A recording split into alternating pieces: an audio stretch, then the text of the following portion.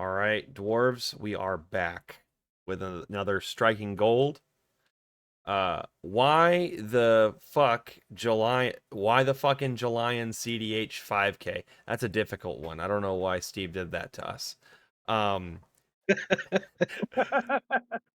as you can probably tell by now, I'm joined by Show and Rust, and we're here to talk about one of those two. Our Dwarven Lore Master top 4 to 5K, and we are very proud of him. So we're going to talk about that and his pathway to the top cut and some interesting fun games. Some weird ones for sure. Yeah, that too. So he got third place with a 3-3-1 record by the end. So congrats again, bud. Thank you. That's positive. But yeah. In a shooter, you would have I would have not have flamed you. Yeah, so your meta's pretty established, wouldn't you say? Yeah, it does sort of go through cycles Yeah. where, certain people will be playing turbo, certain people will then swap back to mid-range. Every couple months things change a little bit, but the Northeast is one thing, and that is Kinnan and Sisay country. So Yeah. you're gonna expect a lot of activated abilities, and other than that, Thrasios decks are still very popular. We had Logan, which is one of our Thrasios Tezzeret brewers or pilots. They won 3 tournaments in a row, so both that deck and Rog Thras are also relatively common up here at this Yeah. point as well. But that's sort of, at least for Thrasios Rog, that's sort of across the country at this point. Yeah, I mean, but I think especially in the Providence, Massachusetts area, we're talking a serious over-index in Kinnan, Sisay, and Simic X decks. And I guess this week, the flavor of the month, which is I think pretty clearly Kafka. Like it seems like it's all over the place, and people are playing a shit ton of it. There's a lot of Sisay up here right now. Yeah. God, I wish I could play there. Take a ride, buddy. You don't mind driving 15 hours to go one city over. You're in Texas, so you can make the drive up. I don't want to be in this recording anymore. I no longer I consent. feel violated. Damn. I mean, it's true, but it doesn't mean I don't feel violated. I'm in this picture and I don't like it. So Don't forget to stream your screen, Mr. Drew. Oh yeah, thank you. Yeah, you're welcome. I always forget one thing when I'm doing these. All right, sharing. Yeah, it's tradition at this point. Yeah, for me to fuck up my own broadcast. Yeah, absolutely. Yeah. I'm not a professional. I record these for the gang. There is 13 people that watch these. He's in it for the love of it. For the love of the dwarves. Anyway,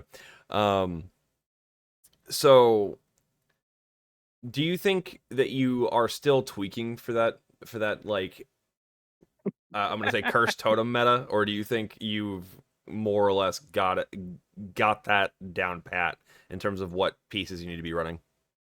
So for a long time, especially with how I make the Magdanomicon, I don't really, or for a long time I didn't account for local meta. I thought that it was ideal to go with a blind meta variant of the deck because that's what you should be taking to larger tournaments. Clearly, that is not the case for local events. And yeah, there are some changes that I have made because of that. And I'm constantly changing things to sort of get a look at different cards, just like Rust. Yep. So my list changes a lot. It's not exactly like the Magdanomicon, but right. This one's pretty close. It's pretty close. We'll get to that in a second.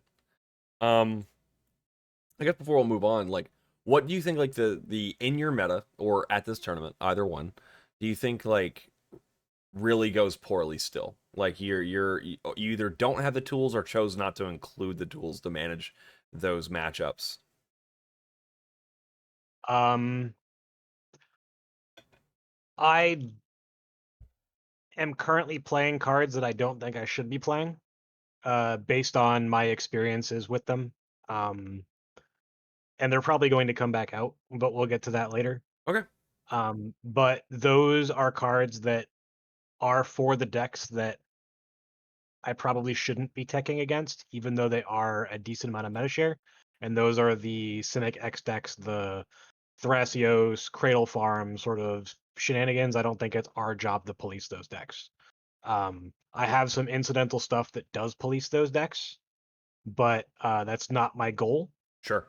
with the cards that I'm playing. But Yeah. even some of those cards I think underperform what I want out of those slots. Yeah, because this is a 60 card thing. A card it's for a card to be in your main deck, it has to not suck.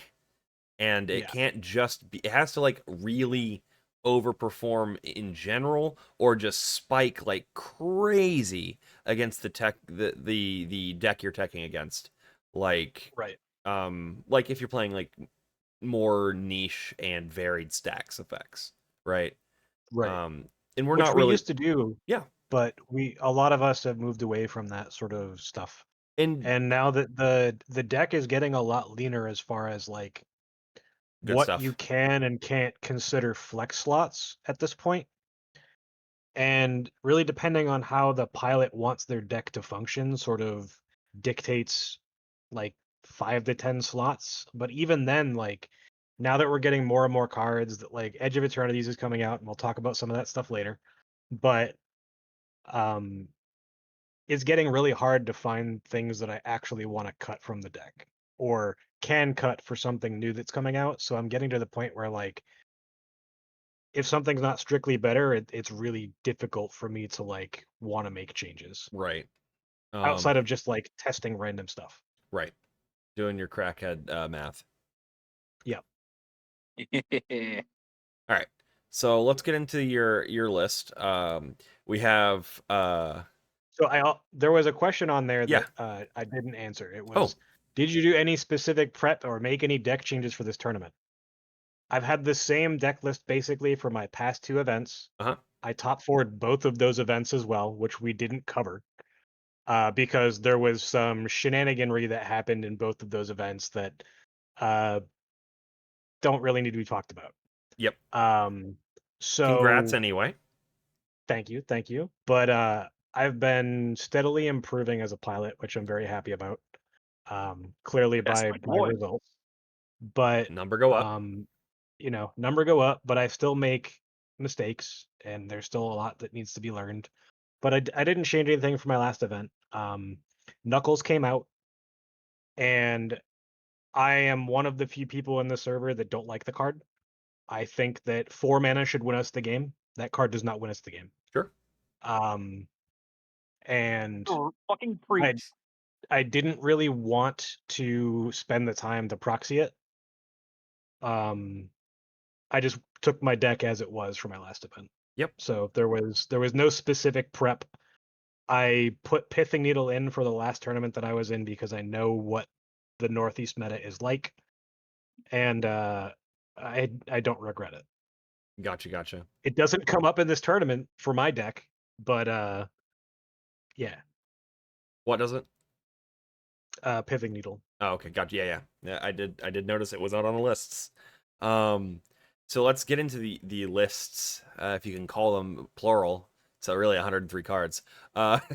So we have shows list versus shows list. The Magdanomicon versus the Non-Nomicon. Yeah. So God damn it. I know. Couldn't help it. So the Magdanomicon currently is running Goblin Engineers, Agatha Soul Cauldron, and Sokenson. We'll get back to that one. There's another version in the considering that runs Grinding Station instead of Engineer and Agatha's as like another way to shore up some of the problems that exist. Right. like playing through Cage and some of the other things. Gotcha. Um, Agatha's Soul Cauldron's a very powerful card, Mm-hmm. but when you're not using it as a way to potentially win through Grafdigger's Cage, some of the value goes away. It's not ever a tutor target, really. We have other things that deal with the graveyard better than that Yep. in most cases. So like, unless there's a ranger captain in the bin and you need to make sure that your opponents can't cast spells or something, like you're not getting that, right? Yep. And engineer's just too slow. Even though the stuff that it gets is very potent, you play it off curve in a way, it changes your entire game plan, and it's not usually a card that I like seeing in my opening hand outside of turbo matchups, where I can also play that on turn 1 to get a turn 2 Grafdigger's Cage into play. Mm-hmm. If that's not happening, I don't like seeing that card. Yeah. It being a backup win condition is very Niche. niche. We almost never need our backup wins. Yep. And if you do, we have other ways to go about it. We Yep. can, get rid of all of our opponent's permanents in Yep. different ways. So like you don't really need it. And Legion Extruder is my way to answer my own Grafdigger's Cage. Mm-hmm. It also has the upside of being tutorable that deals damage, so I can kill a Kinnan Yep. in response to them trying to activate a Basalt. Mm-hmm. If they don't have enough mana or something, I can get rid of a Bowmaster. It makes 3/3s that you can beat face with. Like it's pretty powerful. Yep. But you can replace that with Grinding Station and it functions very similarly. Mm-hmm. Grinding Station gives you more consistency to win both through your own and your opponent's Grafdigger's Cage, and it gives you more compartmentalized win conditions, but the actual like value of the card being played from hand versus Legion Extruder is less. Yeah, Legion So Extruder's feels a lot better. right. So I'm okay taking percentage points loss, not having a way to fight through some specific scenarios by playing Legion Extruder. Yep. And that's fine. Yep. Getting there Like is the entire battle. my opponent's my opponent's Grafdigger's Cage, I'll take the 8% chance to lose the game, right? Mm-hmm. And this gets rid of my own. So it is what it is. Yeah. And then Pithing Needle is very strong in the current meta. Lots of Thrasios, Mhm. lots of Sisay, lots of just in general important things for lots of decks that can be named. You can name Talon Gates and deal with the problems of people trying to combo off with the Boro Breeze Caller. Yep. You can, there's all sorts of different niche scenarios where Pithing Needle is good. And we'll talk about Tezzeret later, but this is also tutorable by that and Cave. Urza Or Saga. rather. We're talking So about Cave. like the fact that I can get both this or a Grafdigger's Cage off of Saga is useful. It hasn't come up very often, but it's not negligible either. Mm-hmm. And Yep. then Mountain for the Sokenzan. I've played Sokenzan on and off for like 3 years now since it came out. It did the thing exactly once. I prefer the art on the Mountain, and there are some times where players will be playing stack decks that have Archon of Emeria. Like later in this tournament, I play against a Blood Pod. There's a Arden Tana that comes to some events that did well in one of the last tournaments that I topped forward. All right. So like the extra non-basic, or the extra basic, I should say, is not negligible either. Right. It's percentage points either way. It's like, do you want a 1 in 2,000 like Maskwood win the game situation, or do you want to be, a 1 in like 15 chance of getting bodied by the Archon or the Thalia, right? Right. But also, like, if you're resolving a Masquet Nexus and you're not winning the game without the land, like, yeah, I don't know. Yeah. It's weird. That's a very slow setup. Yeah, it's a very slow setup. And Like you don't need the spirits out of nowhere sort of thing usually for those sort of wins. Yep. Those are like my clock is gone and I have my bark form harvester stuck in my hand because I know my opponent has a force of will. Like That's actually an they force interesting. of will my thing, and then I get to play my artifact dwarf and then win the game. So Yeah. like it's those situations are few and far between. So no real reason to like tech for them. Yeah, if there were artifact tokens, that'd be pretty nice. Yeah, But that would it's be different. Kamigawa doesn't have those. All right, so let's move on to your rounds real quick. Sure. We're mining some dubs. So I have the opening hands here, but we'll bounce back and forth. Our turn Sure. our turn order is Sisay, then Kefka, then Tivit, then Magda. And cards of the game are Roaming Throne and Counterspell, obviously not ours. So let's go back to the opening hand. What were you thinking here, going forth into a pod with, you know, two fairly slow decks and one deck that can be kind of a pivot? Sure. What I was thinking with this hand is that if it's a slow keep from seat 1, seat 2, Magus of the Moon blows out all 3 decks. Vexing Bauble stops Kefka from using their main combo win with Breach. Yep. And Universal Automaton does paint a big bullseye on my head, but turn 1 Universal, turn 2 Magda, turn 3 Roaming Throne if I draw a land or use a treasure is very, very potent. And the fact that Magus here, even in 4th seat, can be very powerful. Mm-hmm. It was too good to pass up.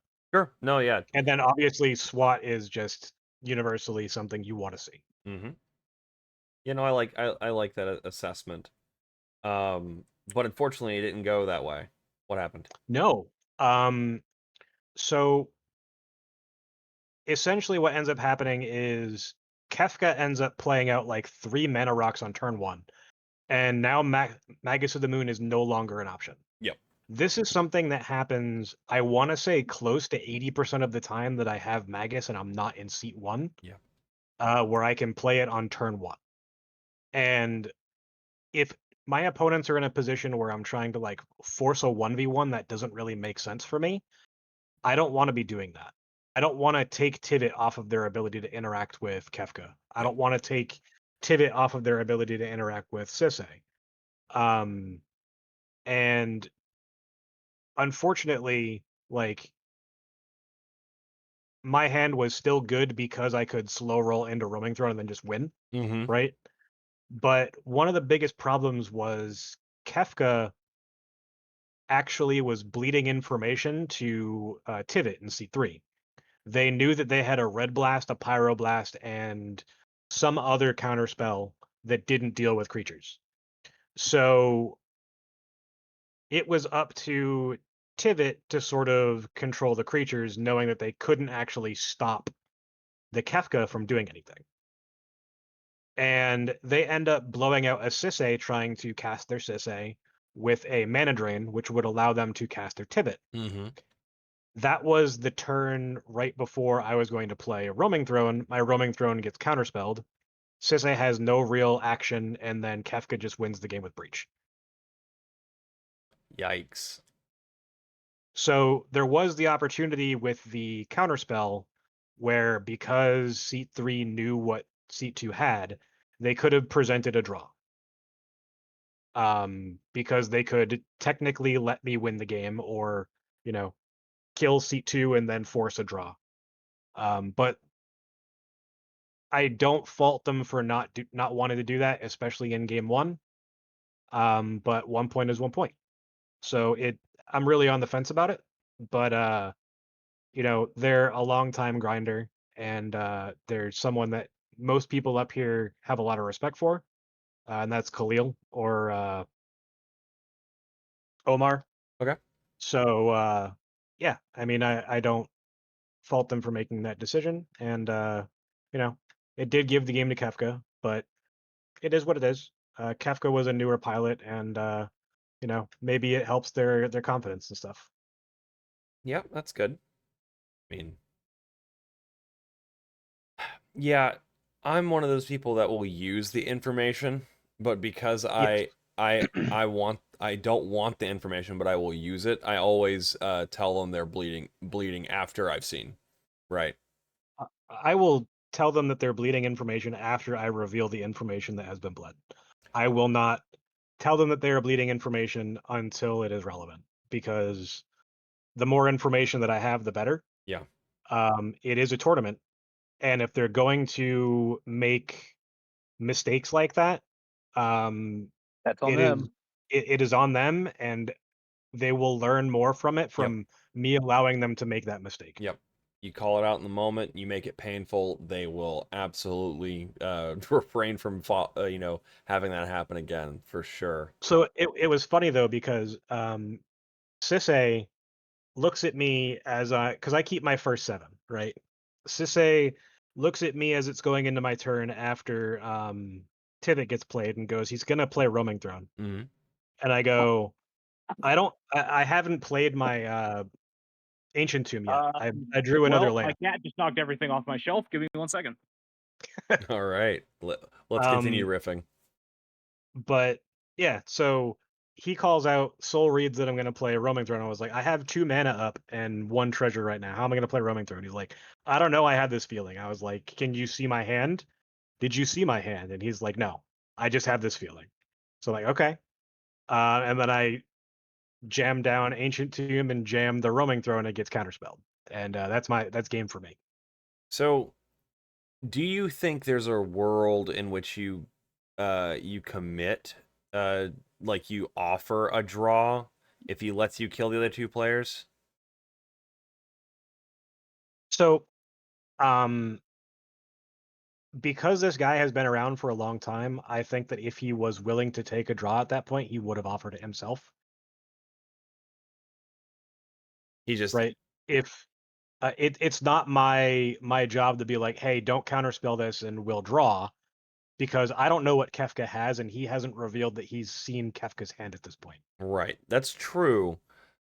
Yeah, I don't know. It just seems like, just tossing out your last piece of interaction against the Magda when Oh no, he had more interaction. He just knew that it wouldn't actually beat Kefka. because okay, I see. Yeah, I mean, yes, he's just playing for Sisse to get something at that point, or draw an extra card. Maybe.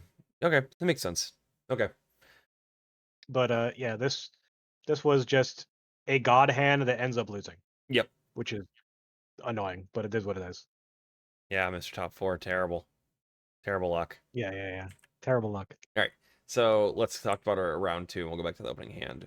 You in seat Sure. 1, then Tim Necrom, then Slobby Dobby, Ob Nixilis, and then Karlak, Feywild Visitor. Top cards of the game are Magda the Horde Master and Into the Floodmaw. So let's go back to the hand. I see 7 cards. We got J-Will, we got a Mountain, we got a Smuggler's Copter, a Magda 2.0, Axguard Cavalry, Talon Gates, and I believe this was specifically Enslaved Dwarf, but it could have just been any generic 1-mana dwarf. Yeah. So my thought process here is I have a vehicle, 3 dwarves, a Talon Gates for an early thing that will allow me to get in for damage guaranteed, Sure. a J-Will if people keep opening hands that have a high amount of cards and things go rather slow, which is not how things end up going. Seat 3 and seat 4 end up not keeping as many cards as they could. And T and K also went down to, I think, 5. They kept a hand where it started the game off with gamble, and they gambled for a fish that gets played on turn 2. Gotcha. But yeah, I don't think it's a terrible hand. In seat 1, I can sort of sit back and get my treasures that I need to. Mm. It has all the tools I need available to me. My first draw was a deflecting swat, and it was very important because the Karlak player on turn 2 tries to Drake my Magda. Yikes on bikes, friend. So luckily, Ob Nixilis has a fast start, actually, now that I'm remembering correctly, where they get a turn 2 ob. So they have a turn 2 ob, I swat it to the ob, and then I'm able to do my thing. It gets to the point now where I'm building my board. The Obnixilis plays a walking ballista, x equals 2, and then goes through the Karlak's turn, goes to my turn. There is no interaction at this point. I have all of my dwarves out with the smuggler's copter, a couple treasures. I can get to 5 if I can force interaction, right? I can go off over the top. So I go to combat. The T and K show the end of the Floodmaw to the Obnix and go, I can bounce something. Should I bounce the Magda if you're going to use your ping on the Magda? And he goes, no, you should probably bounce something else like the Horde Master or something. And that's fine. So I'm like, okay, they cast their thing. I go to crew over the top to make my 5th treasure. Ping number 1 goes onto Magda. Again, crew over the top. Ping number 2 goes onto Magda. Again, crew over the top. Get roaming thrown. I have 1 dwarf left. So I make 4 treasures. Magda dies. The other Magda gets bounced. I then have enough to replay Magda, make 2 more treasures, get another roaming throne, play Magda from my hand, play another 1-drop from my hand, go get my Clock of Omens and win the game. There you go. You just had it. I had it basically double protected, which was a common theme for this tournament. Awesome. We love to hear that. Not needing counter spells to do things to protect your wins is pretty awesome. Yeah. Obviously, the end of the Floodmaw was done at the incorrect time, which is why I name it as card of the game. Because if they had waited and held it for me to, because they knew I was going to get to 5 over the top of them, actually interacting with Magda, or they should have, right? And if that was the case, they should wait, hold the end of the Floodmaw until I push for the actual win itself, rather than for the resources to get my activation. But without Magda the Horde Master being bounced to my hand, there was also a chance I wouldn't have had enough treasures to get to where I needed to be to actually win as well.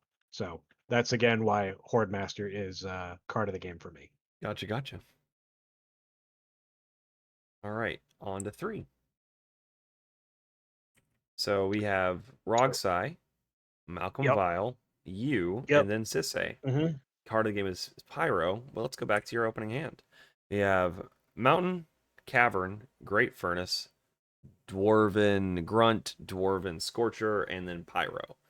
So yes, double mull, kind of a slow start. Yep. I'm in seat 3. Yep.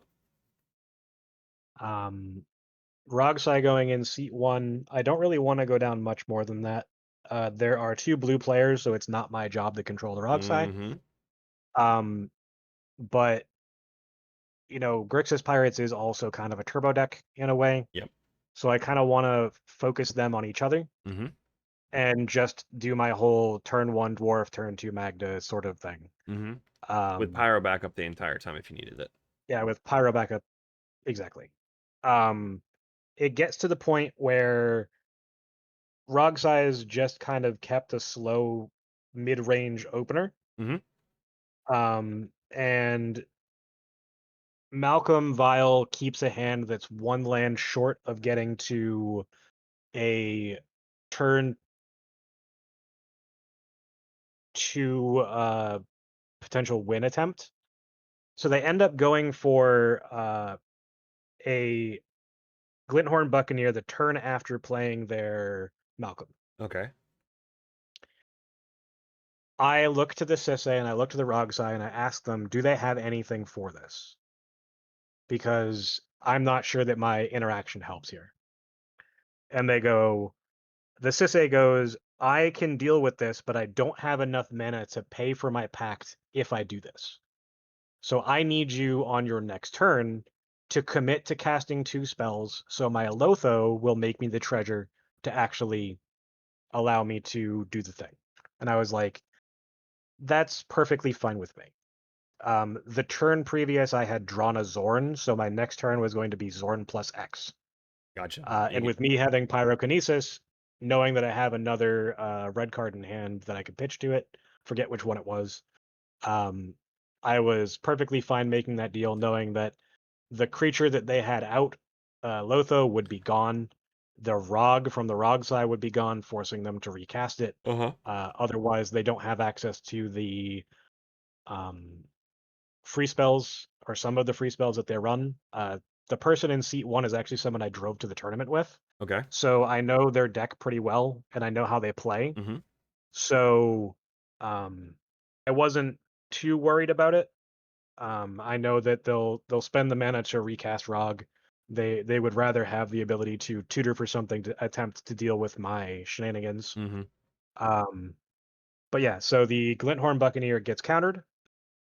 Goes to my turn. I play Zorn, make a couple treasures, Pyrokinesis, blow out the board.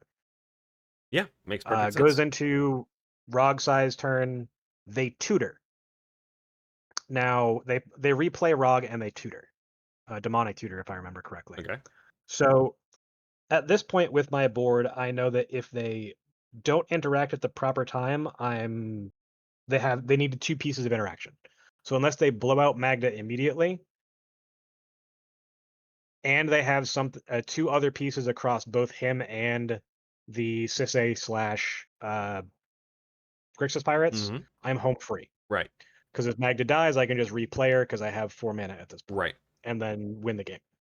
So I'm like, okay, cool. They get their tutor, goes through the Malcolm, doesn't really do anything, goes to my turn, and then I just kind of win the game. The Rogsai player didn't actually tutor for anything to interact with me. They thought that I would play safe, potentially, and just hold interaction and try to like force the next turn cycle. Okay. Because for a while that's how I would play. I'd be overly cautious with when I'm trying to actually push, Yeah, I mean, I think that was a and I pretty try to common push over thing. the top. Yeah. So they made the read on that, and I just pushed and said have it, and they didn't, and then I just won. Nice. The cool thing about it is I got to do a line using Zorn alongside what is it? The new vehicle we got. I'm blanking on the name. The Masquid Nexus Li- vehicle. Lifecraft? Yeah, Lifecraft. So I got to use Lifecraft and Clock to make 2 treasures at a time by crewing another vehicle that I had played Right. that turn. So that was kind of cool. Okay, cool. Got to do the roaming throne thing without actually having roaming throne. There you go. That's a solid game. Mm-hmm. How did you, so was your buddy that you rode up with, was he was he frustrated that he just kind of said no balls? No, I talked to him after the game, and he was just like, "Yeah, I made the read that you were gonna play a little bit conservative, Dirtlier? and if you had the win, you had the win even through my interaction, I think." And I was like, "Yeah, I did." And he's like, "Okay, so it didn't really matter if I got it anyway." I was like, "No, Malcolm needed it or Sisse needed it, and they clearly both didn't have any. Otherwise, different things would have been spent on the Glinthorn." And he's like, Sure. "That's fair." So I'm actually pretty. I mean, I guess not pretty surprised. It was like round. It was like turn 3, and since they did have a Lotho, um, it sounds like, um, it feels like they could have just, instead of like saying, "I can deal with this, but we have to draw," might have been, I guess, safer for them. But I guess they weren't expecting the pyrokinesis to blow out their value engine. No, they at that point they had also played a noble hierarch, Mm, so they had more mana. They were going to be able to play Sisse the following gotcha. turn, and then they thought that they might have enough mana for an activation plus a legend in their hand, Right. out in addition to cEDH. So like, I don't know. It was a, I don't know what they were thinking exactly, but either way, if they had tried to force that situation, I had Pyro to deal with the Glenhorn. Right. So I think the situation I think for them at least the problem is they've asked you to cast spells and we're a red deck, but also with no stipulation like that probably would have been the time to say you're gonna play spells and you're not going to affect my board because I just saved the table. Like that's the kind of uh that's the kind of political play I would require because I feel like they played it both. They played it the middle of the road was the wrong way. They could have sandbagged, right? And they also could have just said, "Fuck it, we draw," right? At that yeah, point, but instead I they mean, chose it to was the kneecap also themselves. right. It was also a younger player that I feel like may not have as much experience as some of the other pilots at the Sure. tournament. So they might not be as comfortable navigating those situations.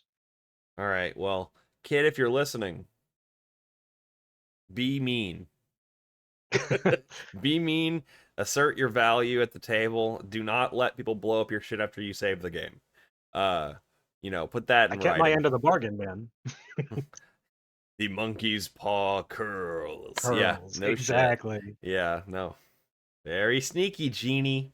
Yeah. All right, let's move on to the round four. I like when people when people word things in a way that I don't have to like word things ambiguously to like do what I actually want to do. Yeah. No, there are games where you'll play against someone where you're watching them like calculate their wording because they're trying to play the honorable game while obviously obfuscating in a way that's just like very obvious. And we're just like, how about we take a step back from this deal we're making because you're crossing your fingers behind your back and I can see it. Uh, Yeah. you there, Rust? He's still muted. It's fine. Okay. I guess the cat like knocked down the entire house. The cat's name is Cat Everyone. There you go. Cat facts. With a K. Cat with a K. Yeah. All right. So let's move on around. Yeah, it's been. There's so much glass on the floor. Please be careful. Have you put flip flops on? Yeah. I do have shoes on. Okay, good. All right. Back to cleaning. Then there's some other things, but we'll talk about that later. Yeah. Get back to cleaning. We'll be here doing things. So our podcast studio assistant Rust is cleaning up a mess. So round four is a draw. It's cEDH, Magda, and then Timnathras. So, a disruptor flute in this pod, really good. What? All right, so What? so we got 3 lands. They have nondescript. They didn't matter. Disruptor flute, lightning bolt, axe guard cavalry, and smuggler's copter. This feels like a very average slow hand. You're just like okay telling cEDH they don't get to play the game until one of them figures it out, and Sure. you can deal with something with on the Thrasios board because you have a bolt instead of something else. It's like 2 damage. Yeah, so my thought process going into this game, which is probably not the correct one to have, is I need a draw to get into top 16, and that top 16 money plus a little bit of extra in my pocket gets me the last land I need to make my deck fully real, which Uh, was a City of Traders. hey man, Uh, so it's so gorgeous. It's wonderful in person. so what I ended up doing is I kept this hand knowing that I'm playing for a draw. Mm. So before we talk about the game, I want to give a shout out to Sheikah. We've played against each other in quite a few tournaments at this point and know each other's playstyles pretty well. Our games are always relatively crazy, but I have a little bit of over respect for him as a player. You people listening might know him as BioPower, one of the moderators on the cEDH Reddit. But because of this, I shared information with him pretty early because I'm a little bit too trusting. But that's mostly because there are some situations where I question my decisions. And he's very, very good at the game, so he knows exactly where is best to interact.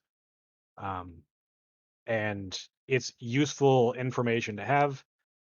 It's yet to really truly bite me in the ass, but I'm sure that it will someday because we'll definitely play again in, another tournament. Just a But just a thought on that, because I think it's an interesting concept to explore for the listeners. The idea that we're collaborating about interaction points and finding the best play that you utilize, that tempos your opponent the best if you're on the same side of the battle line as the player you're throwing to, you're phoning your friend, as it were.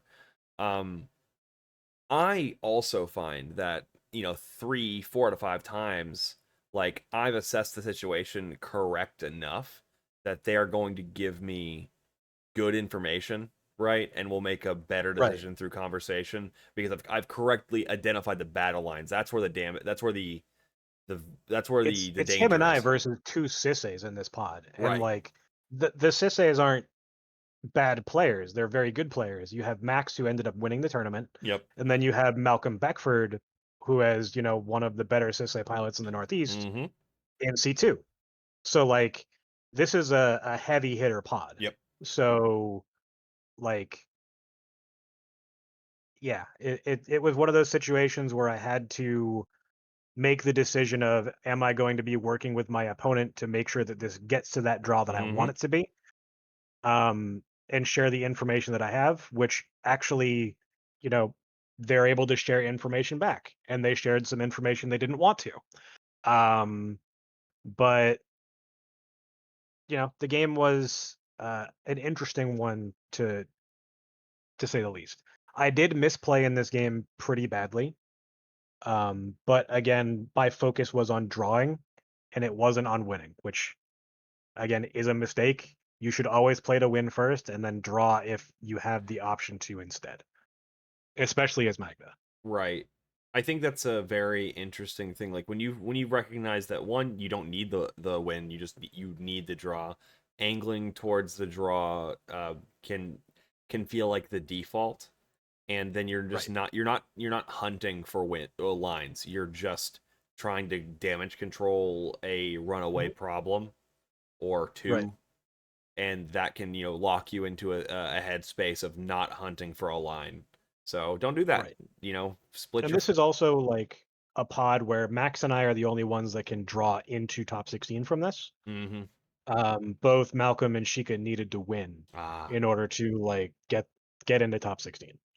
So either way, early game, I immediately share my information that I have a lightning bolt with Sheikah because knowing that there's two Sisseys, I don't feel confident enough in making the proper decision on what to use it on, um, unless there's something egregious that gets played early, Yep. right? So I'm just like, hey, I have this, and then it is what it is, right? Yeah. No, for Um, sure. by turn two, Malcolm Beckford has a Tataru Taru and a Delighted Halfling on the field. And both Sheikah and I are talking, and we opt not to remove anything, right? I end up playing Magda on turn two and pass. Um, Goes a turn cycle, seat one, plays some creatures. Malcolm plays Teferi, who slows the sunset. This is an untapper. Its ulti is basically Seedborn Muse on crack. Yeah, all And non-land also permanents plays on at each. and, and plays Sisse. Yeah. So at this point, we know that like if he gets ahead, it's really bad, obviously. Um, During the next turn cycle, I play my other dwarf, get to like 2 treasures or whatever, and basically just holding up flute. Yep. Gets to the point where during this turn cycle, Max in seat one plays a smothering tithe, and that's not good. Goes into Malcolm's turn. His board now consists of Sisay, Delighted Halfling, Tataru Taru, Relic of Legends, Sisay, and Teferi. It is a very scary board state. Sheikah shows me at this point that he has a Talon Gates. So we're basically working together to try to like make sure that nothing happens, right? Sure. Malcolm taps to a point where if he untaps with the Teferi activation, that he will have enough mana to activate Sisay. Yep. So with that activation on the stack, I can play my flute. At this point, Sheikah had accidentally shared information that he had a Force of Will in hand as well as a blue card. So I knew that this was a safe play to make because he would back it up. There's no reason for him not to. Yep, because it's two birds, one Because stone, and it's two birds, one they're ahead. stone, and they're both ahead. The Smothering Tithe is going to get out of hand if people don't start paying for it. Yep. And Malcolm's board is insane. Yep. So after I play that, he plays Tyvar instead with his mana. And that's also bad, right? Yep. Get something back from the graveyard. Goes to my turn. I play Axe Guard. And I'm able to take Tyvar off the field with attacking with Smuggler's Copter that had been played. Goes around the table again. Don't remember what happens in this turn cycle outside of gets to Malcolm's turn and he plays a Cutzel. Yeah. So Sheikah and I discuss using my Lightning Bolt at that point, and then we opt to hold it. Goes into my turn. I make some treasures. Don't do much. Sheikah plays a Reality Chip, attaches it, has 3 fetch lands up at this point. Goes through Max's turn, goes into Malcolm's turn again. He plays an Emil. This is looking very bad. Yeah. If at any point the flute goes away, seat 1 has like 8 treasures. If they go and get Kinnan, they just win the game. Right?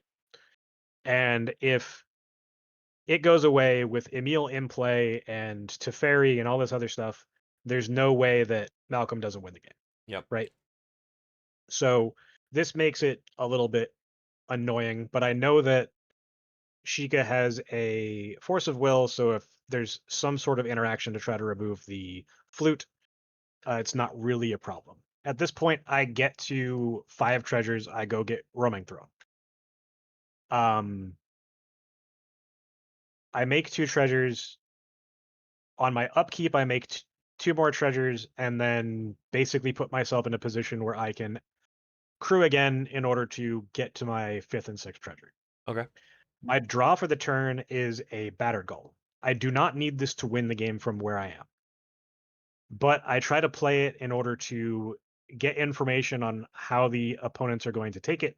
They clearly don't want me to have 2 win cons on the field. Gets hard mind break trapped by Max in seat 1.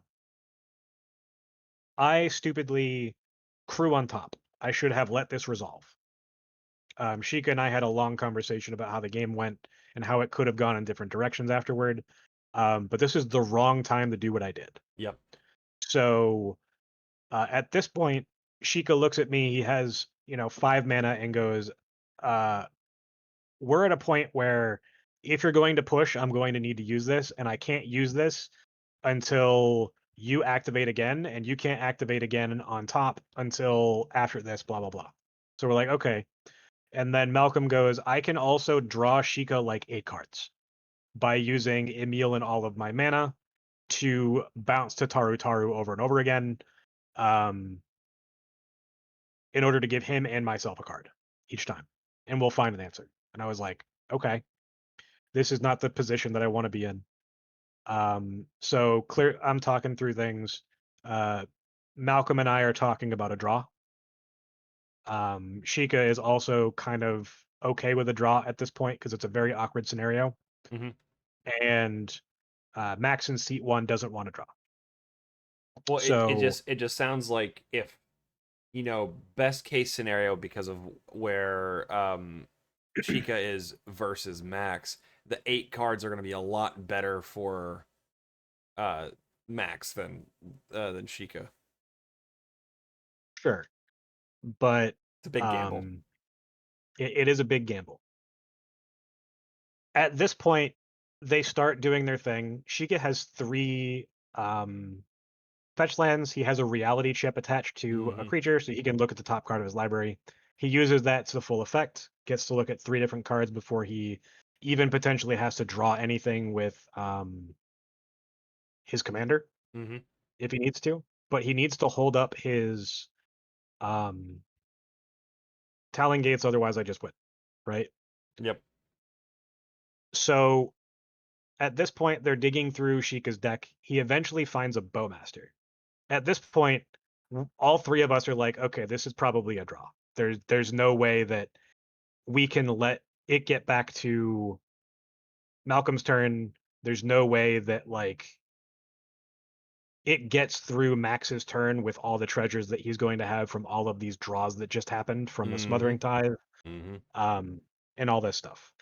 So we're talking about a draw. Max says no again. And we go, okay. And then he shows us an Abrupt Decay. And we're like, okay.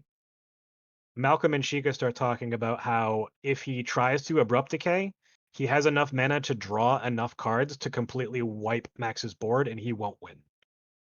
So if he wants to go down that route, then he can try, but it's not going to go how they want. Hunting the I also yeah, and I'm also like, and I haven't activated on top of anything yet. So if you don't wait for me to activate, I can activate on top and then just propose a draw on top of that. So we finally agree to a draw. Makes sense. I punted this game so goddamn hard. Because you could It's just the wait. second time I can just wait until it gets to Malcolm's turn and do it on his upkeep under Cutzel. And then Sheikah is forced to use his Talon Gates to remove the Cutzel so that they can try to draw answers to me. And at this point, even if the Sisse tries to Abrupt Decay, I would have enough creatures to tap over the top if I didn't attempt to do anything on top of their Mindbreak trap. So if I just let it go. Barry was your bait, and you decided to step in your own trap, effectively. Essentially, yeah. Yeah. I made a huge misplay here. The way that I evaluated it was like I have a 30% chance to win here and a 70% chance or a 60% chance to draw, 10% chance to lose. Yeah. And I'm trying to draw, so I'm just going to jam. Right. Gotcha. It was a low cost play, effectively. It was a low cost play based on the fact that my goal was to draw. But again, that's not the mindset that you should have going into your games. So like if I had properly sat back and evaluated, okay, there's still a Cutzel in play, this is what would happen, my chance of winning goes to like 75% at that point. They have to get lucky on their draws, and you still have options. Right. So, you know, after the game, Sheikah and I talk a bunch about like different things, and it was a very helpful conversation. This was a great learning experience for a game. Everyone played well, and everyone was a strong player in the pod. Yeah. So like, you know, I wish there were more games like that, and you know, it was a very good game for what it was. Yep.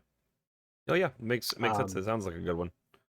But if I had won and it put me into top 2, top 3 in the tournament, it could have changed things drastically, and I may not have actually made top 4. So maybe it's a blessing in disguise.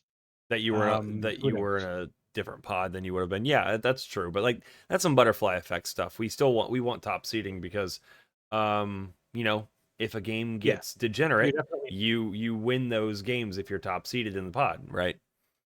Usually. Yeah. But that's not how it went. Right. So let's talk about round 5. We've got you in round first. 5. You in first, and then Blood Pod Tim Natana, then Kefka again. And this one's Ian, correct? Correct. This is Ian. Hi Ian. And then Sisse in 4th seed. We have a Sadnaz and the Roaming Throne as cards of the game. But let's go back and look at your opening hand. I see not a terrible hand. We have Land, Clown Car, Soul Ring, Liberated Dwarf, Roaming Throne. That's pretty fucking stacked. That's a great Yep. 6. So this is a turn 3 win. Yep. And that was my goal, is just get to turn 3, push. Mm-hmm. Ian had other plans. So goes through, I play, land dwarf. Goes through to turn 2, I play Magda Clown Car, make a couple treasures. Mm-hmm. Gets to Ian's turn, he jams Adnos. And he manages to, like, as he's going through his pile, he hits Force of Will, so I go, oh, I'm not winning with Roaming Throne anymore. And then he manages to hit all of his rocks and just finds a main phase Adnos win on turn 2. Wow. Damn. And because you were playing against Tim Natana, they had fuck all to say about it. Exactly. And Sisse kept a very slow hand to start, which they showed us after the game. Unfortunate. So, like, it is unfortunate. Yeah. But I don't think I did anything wrong, obviously. No. I kept a great hand. So yeah, it's What you just, should have won is you should have won that last game, so the Tim Natana would have been in a different pod. damn, you're right. Yeah, so this is an interesting topic. Like, I always find that as monocolor players, as players that don't play blue, like, yeah, I find this even with Lumra, especially when I play Lumra or Magda. Like, I want to be the fringiest deck at the table. I know Magda isn't the fringiest, but I want to be the deck that is least leaning into the blue black X or blue green X like primary game plan. I want to be the only one not doing that, Right. because I don't even think the creature combo decks like cannibalize us. They just usually have fuck all to say about anything at any point in time.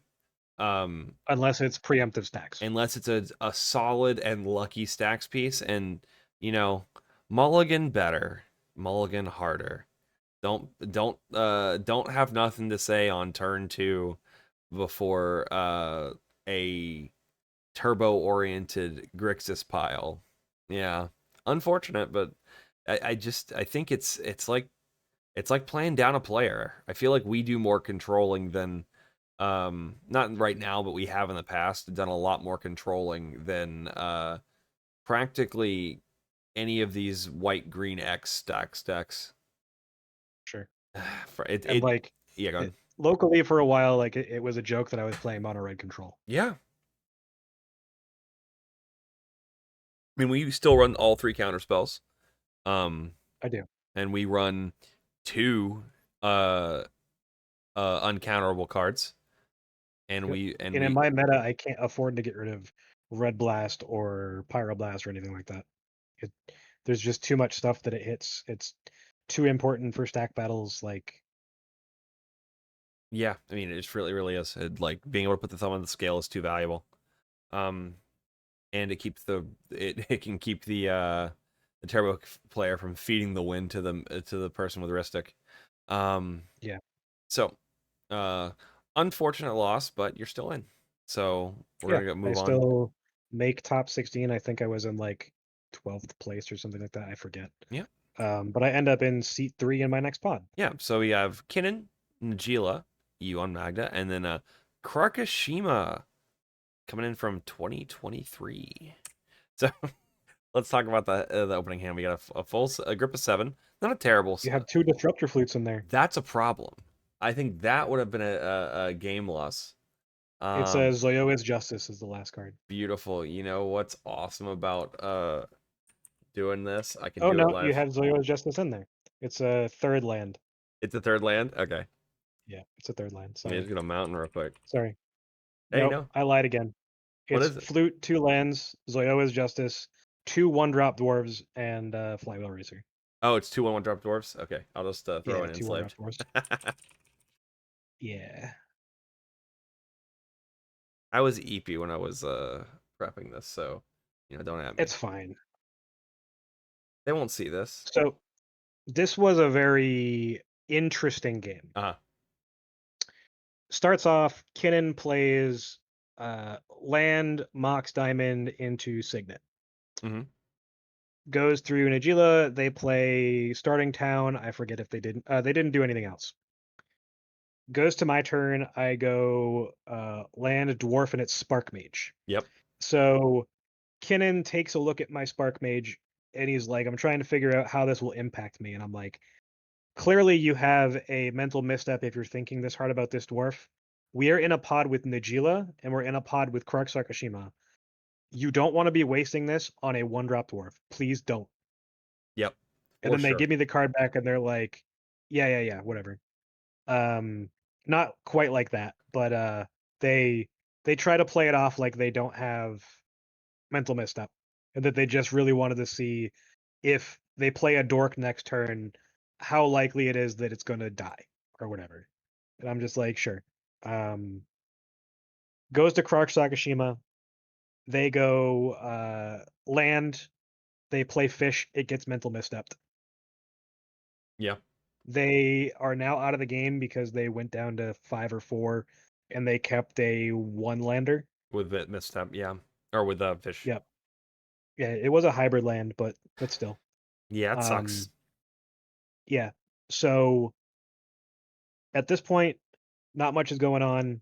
We're building our board states, at least the Najila and I. The Kinnan is as well. Kinnan tries to jam Basalt.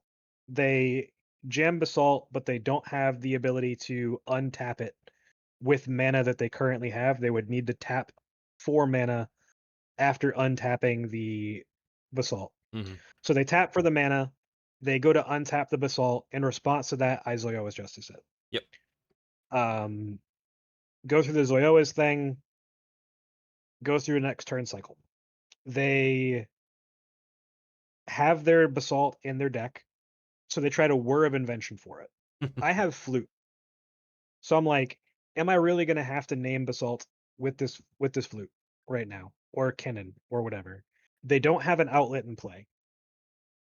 The Najila at this point has Najila, 2 warriors, and like some lands. Mm-hmm. And it's like, okay, we're gonna do this. I go Disruptor Flute. Krark Sakashima looks at me and goes, if I can make sure that this doesn't resolve, will you name Najila with the Disruptor Flute? Because Najila now has Najila and 4 other warriors. Right. And he's like, I'm scared of Derevi coming down. They have mana for Tutor plus Derevi because they're at 5 mana on like turn 4 or whatever. And I'm like, I think that's a fair assessment. Yes. Kinnan doesn't have counter magic, so their Whir of Invention gets countered. I name Najila. Goes through the Krark Sakashima, it goes through the Kinnan's turn, goes into Najila. Najila plays Voice of Victory. Yeah. So we're like, okay, we dodged a bullet a little bit. Goes through my turn. I play, some stuff, start making more treasures. Goes through Krark Sakashima's turn. They don't have anything really. Goes back to the Kinnan. Kinnan does a bunch of stuff, makes mana, plays a Hullbreaker Horror. Ruh-roh. They attempt to find a line with the mana rocks that they had, which consisted of Signet, Felwar Stone, and Mox Diamond. They bounce their Mox Diamond, and I'm telling them, you will not find a line with the mana rocks that you have, so unless you have a 1 or a 0 in your hand, please stop and get rid of the Voice of Victory. He doesn't listen, does the Mox Diamond, pitches another land, realizes he can't do it, agrees to bounce the Voice of Victory. Cool. Goes to Najila's turn. Najila has 5 mana. They play something. They play. Sorry, they're talking about the Kinnan. Yep. And they're scared of them. They know that I'm going to have an activation next turn, and I go, yeah, but all of my activations solve our problem with Kinnan. I have, X, Y, Z. I have Portal to Phyrexia. I have this. I have that. Portal doesn't really affect you. You currently have 4 warriors. You'll be back at 4 if you need to use Derevi for a win within the next 2 turns. So like, it's fine. Yep. And he's like, okay. He replays Voice of Victory, plays something else, and leaves 1 white mana open. And I'm thinking to myself, this is either Swords to Plowshares, or he just doesn't have anything. Mm-hmm. I know with my board on my next turn, I can push, and I have a double protected win. Yep. So I'm trying to use my words to get them to tap out and manage to do so. Because they don't make me commit to a specific thing with my activation. And even if they had tried to do that, I would ask them to show me the removal that they had. In their hand, they had a Tainted Pact. So they technically had an answer. Yep. Right?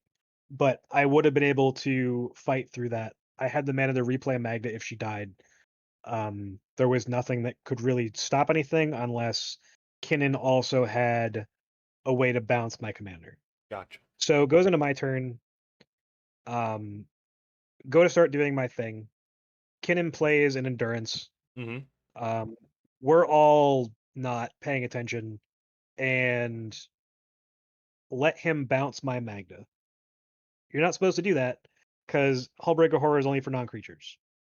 So at this point, I just replay my Magda, make more treasures, and have an even more protected win.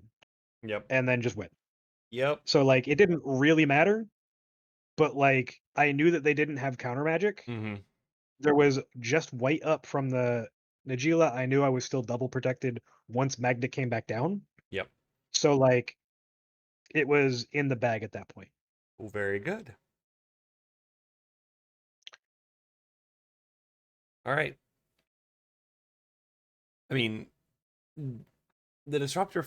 I just want to highlight the Krakashima's gameplay there because it sounds like um they were doing what was the most useful to them at the moment. Yeah. Despite not having a game plan, right? Yeah. Which is Right. something that happens with They were Krakashima, in not die mode. which Um tough to be in with and Krakashima.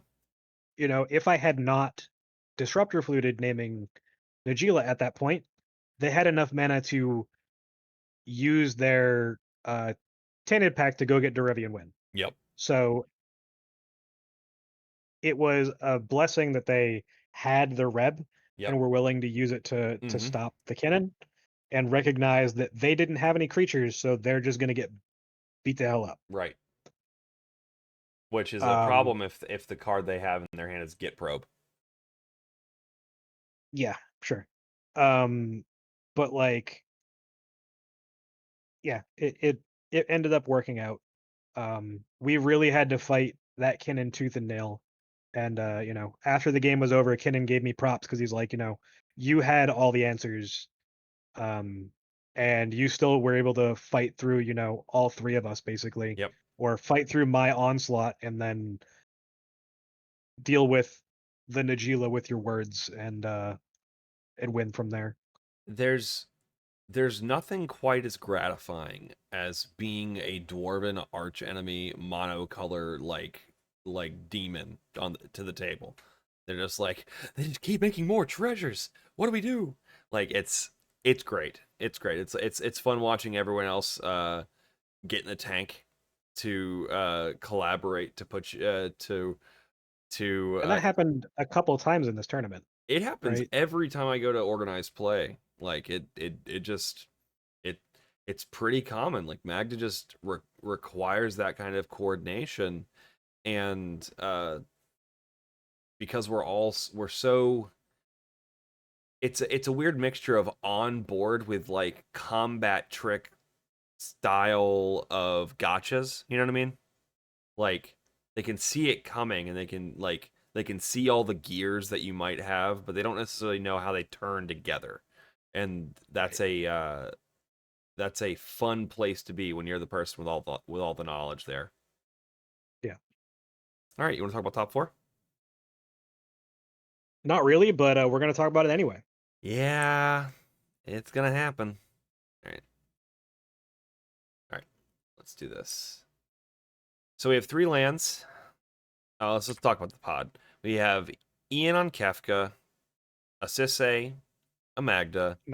Max on Sisse, me Yep. on Magda, and Kenny on Arkham Dagson. Arkham Dagson, back from 2017.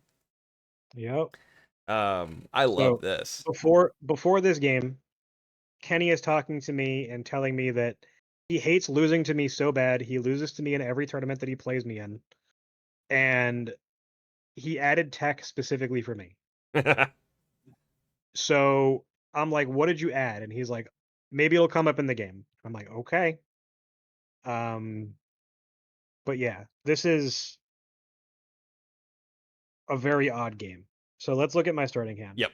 I have 3 mountains, a untimely malfunction, a Gimli, and a 1-drop dwarf.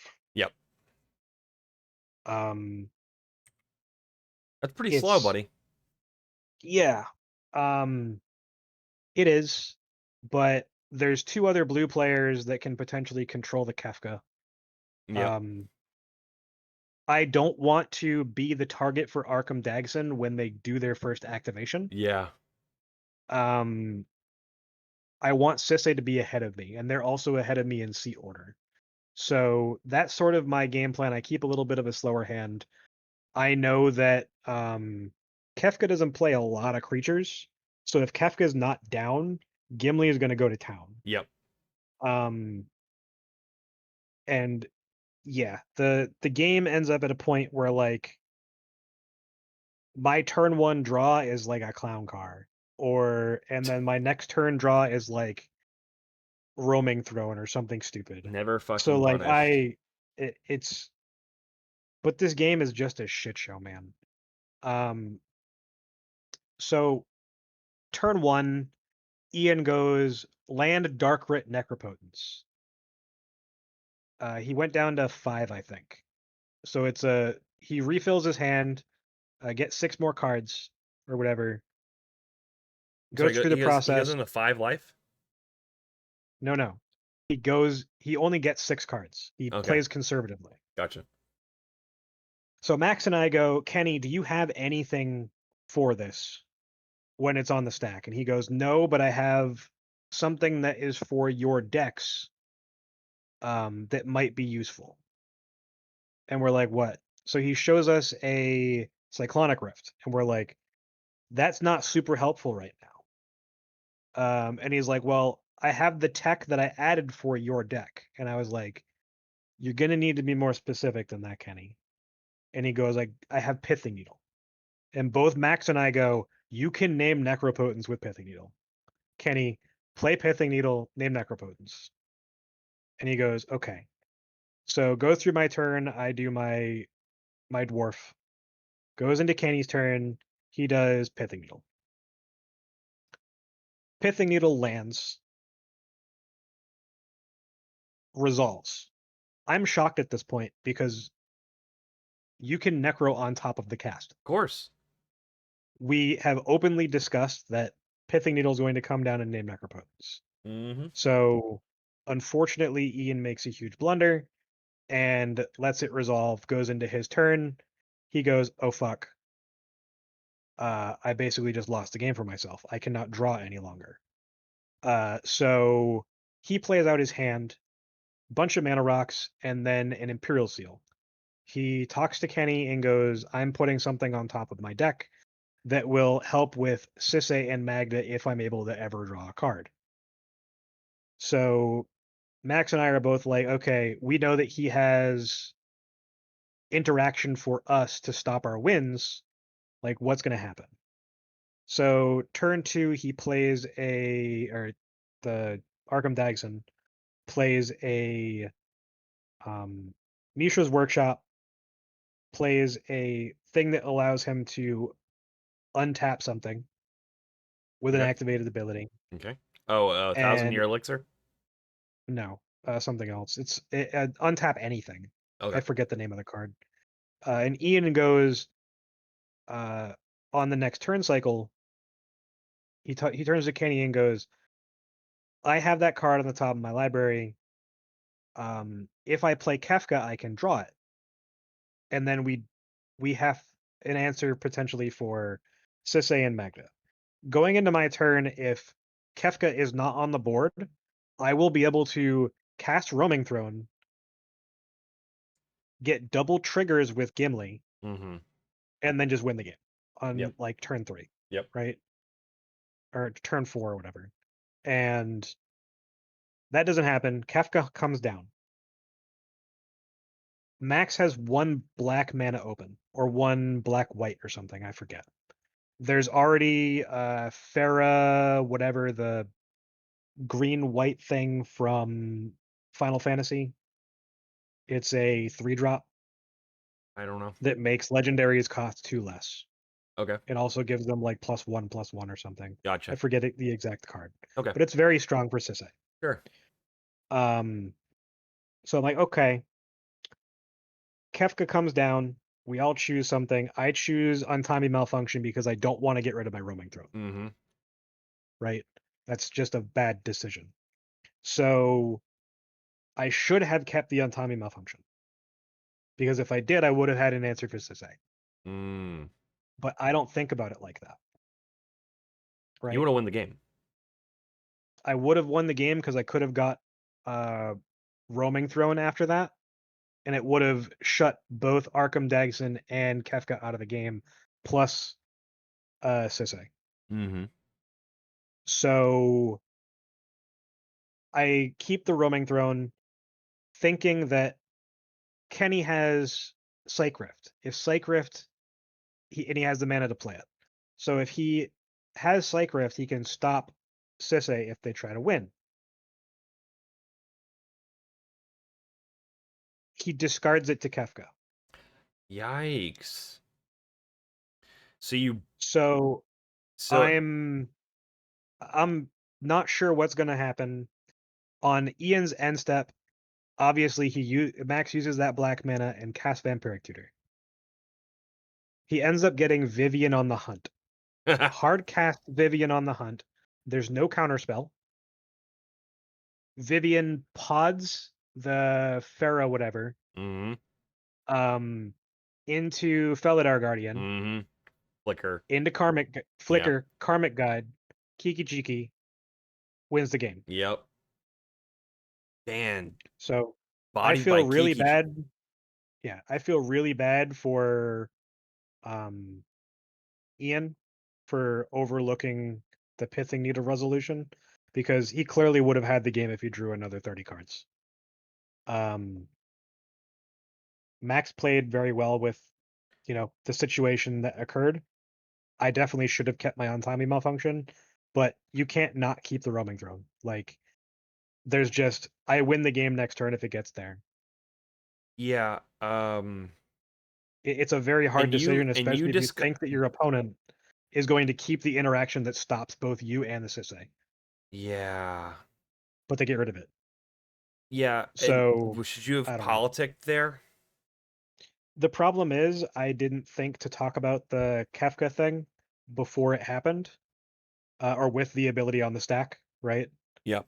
Because you can talk about it before it happens with your opponents. Yep. And yeah, so ended up drawing Ian some cards, and then the rest is history, and Max gets his win. Okay. Kind of a tough beat there. A little bit of a bad beat for sure. It was a shit show of a game. But I made $600 for top fouring. I got to buy my card. I get the money to buy a Teferi and the rest of the cards from Edge of Eternity that we want. Why it's So a fairy? not a Teferi, fucking Tezzeret. Tezzy. Tezzeret. Hey, can you buy me some Taco Bell? Sure, Rust. Hey. Please don't. Okay, so is your house now habitable again? Yes. You're gonna need to wear shoes Good. for the next 2 weeks and sweep like every 3 days and move everything and all that good stuff. Yeah, that's the problem. Dude, glass in like you will like do a stomp and spin at some point, and a piece will go in laterally. It's the worst pain I've ever felt in my life. I I've had open heart surgery that I hated less than getting glass in my foot. So please do it for me.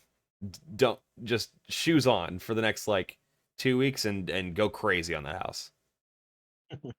Um, and tell Cat the cat to not knock your shit over. Okay, so to be fair, they didn't really do anything wrong, except for the top shelf structurally failed and then proceeded to knock down the 4 shelves beneath it. Oh dear God. Jesus. I'm so sorry that happened to you. Live on air, everyone. Yeah. Our And on our top of that, our studio exploded. the last shelf is above the fucking oven, and it knocked the fucking like burner on. Oh dear. And had I not caught, we might be having a very different conversation right now. Cat the cat Yeah. is actually an agent of death from Final Destination Bloodlines. Sponsored, not sponsored. Jesus. Oh man, that is wild shit. Yeah, no. That like as you were describing that, I was my oven is permanently unplugged for now. So. yeah, that's probably fair. I'm glad you don't have a glass range because you probably wouldn't anymore. All right. So that's our tournament. I have some final questions. Like I'm gonna characterize. I like to characterize this now more than ask the question because I think we've got a good understanding. It I've sounds already like talked about learning lessons, right. I know. right? Yeah. So I just want to poke a couple things.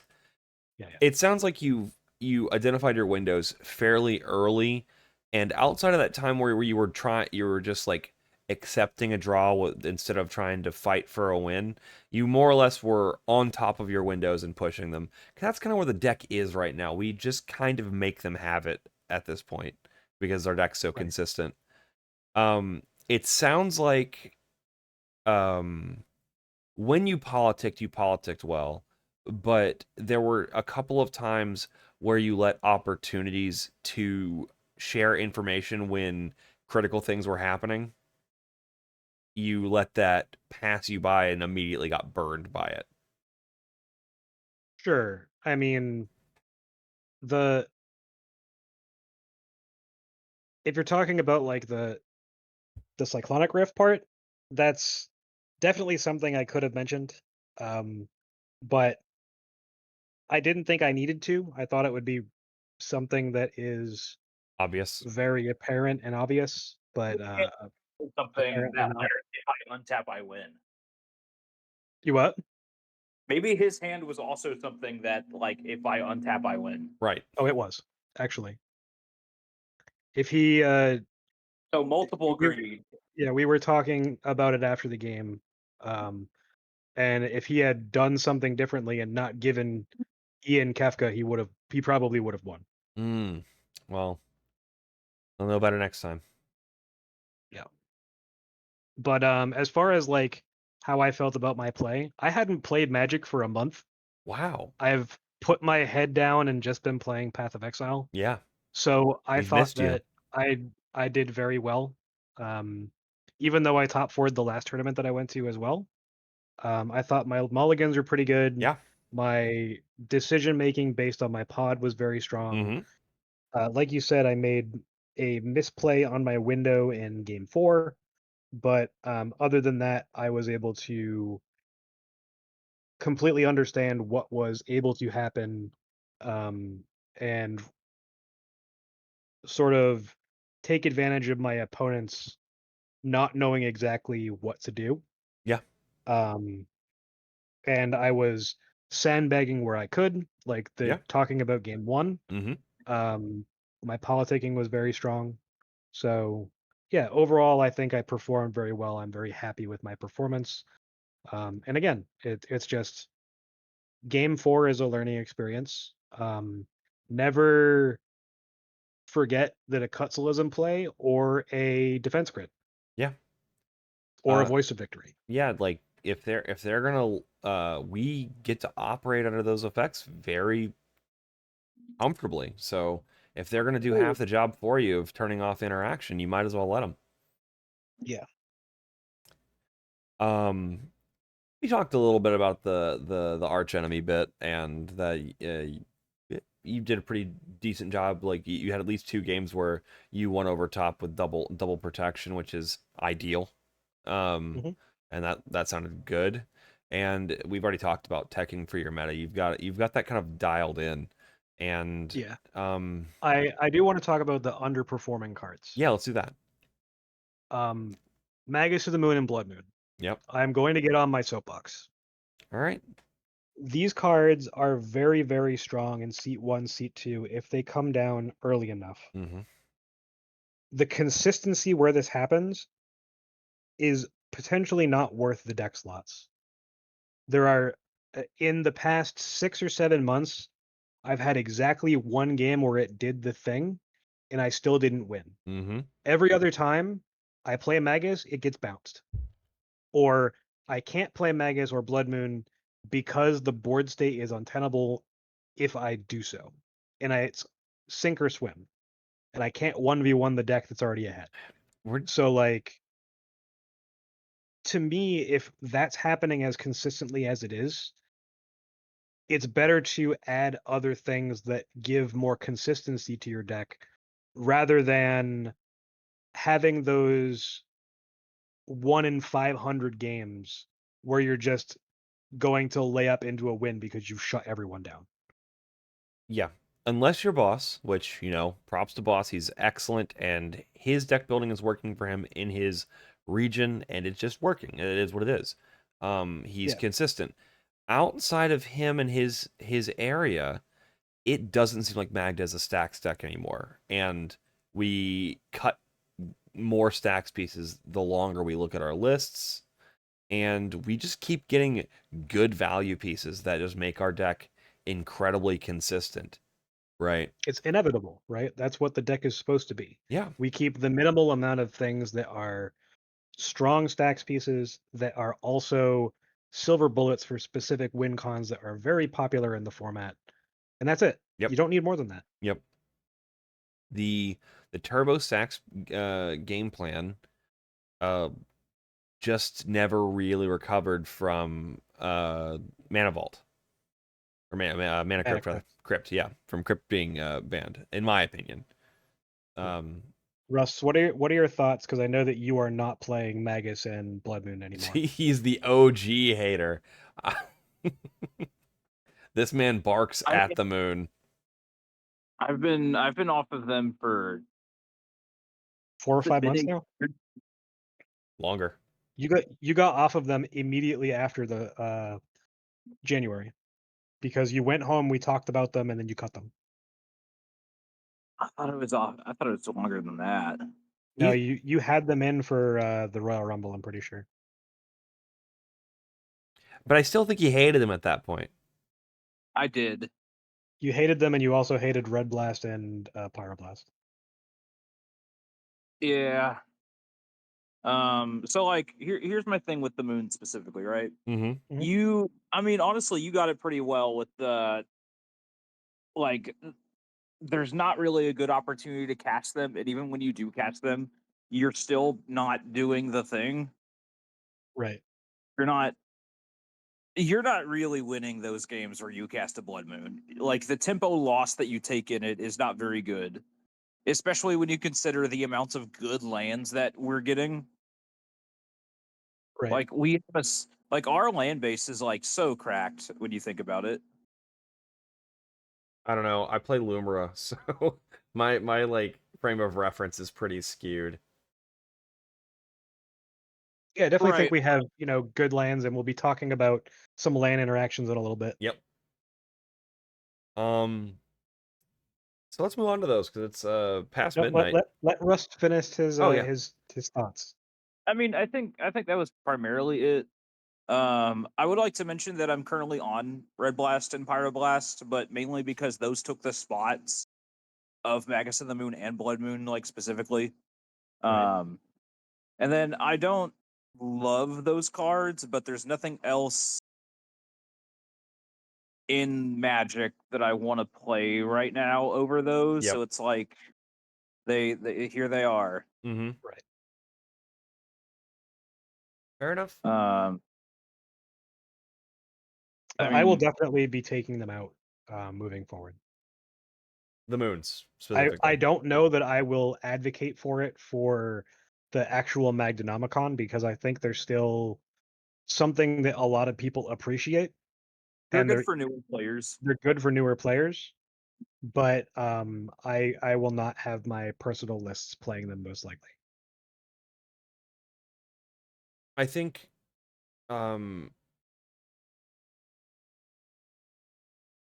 I look at cards like the moons in Magda the same way I look at the uncounterable three ball Allosaurus, Dosen, Vexing in like a Lumra or another low color I'm so list. glad we had that conversation earlier. This Yeah. makes this so much easier to understand. Yeah. Yeah. So basically you're running a very hard to interact with combo in both decks, and you are trying to shut off interactions so you don't get blown out, or managed by the table or outsped. And as the game, as the decks have matured and pieces have been printed, especially in this set, I've found that one, we just kind of have it way more often than we used to, and more consistently, and the the stacks as a protection, and a speed bump for the table can kind of just be done with mental or political jujitsu.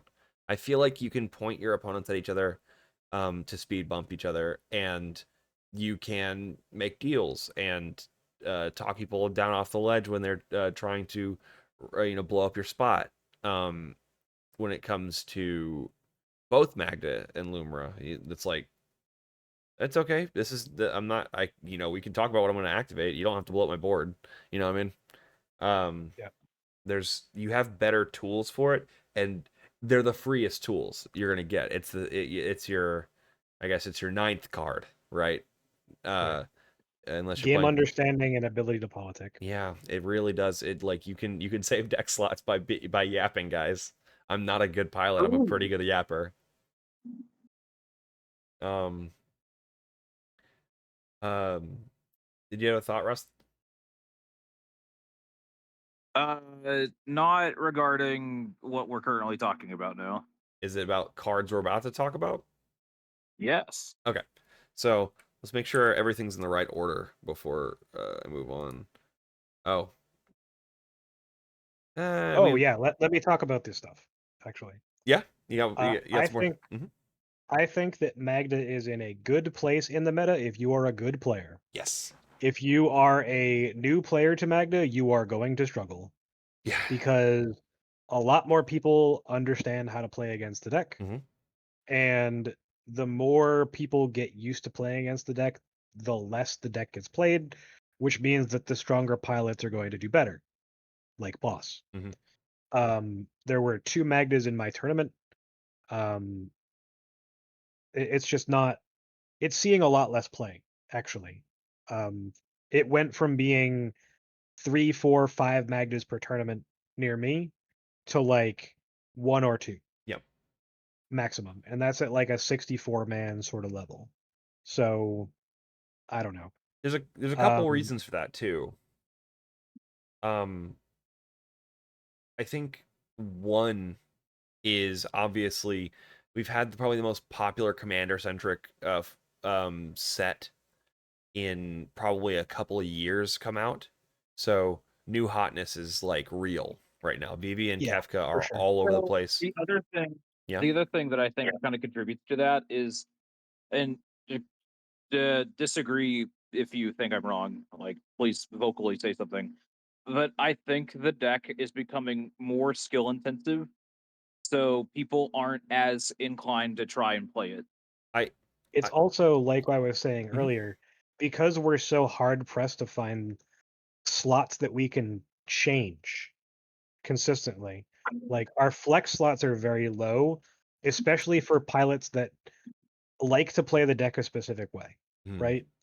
'Cause, So like, like so there was a certain point where my deck was changing week to week. Yeah. right. Like every week I would be playing something different. And then I don't think I've changed my deck list. So disregarding the Edge of Eternity stuff, I Yeah. don't think I've Mm-hmm. changed my deck list in like 3 months. There's not as much build expression as there was 8 months ago. And that's going to hurt the tinkerers in their like interest with the deck. But because a lot of the a lot of the gameplay exists, between the players and not in not in the crafting of the deck right now, the average to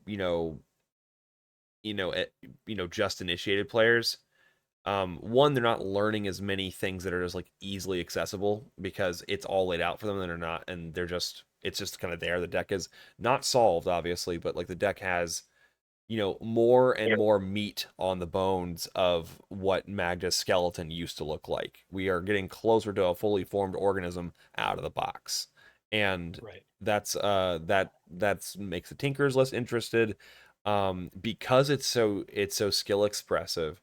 The average pilots that are not finding a lot of success bounce off, right? It's the Winota problem, which is not bad for our win rate, and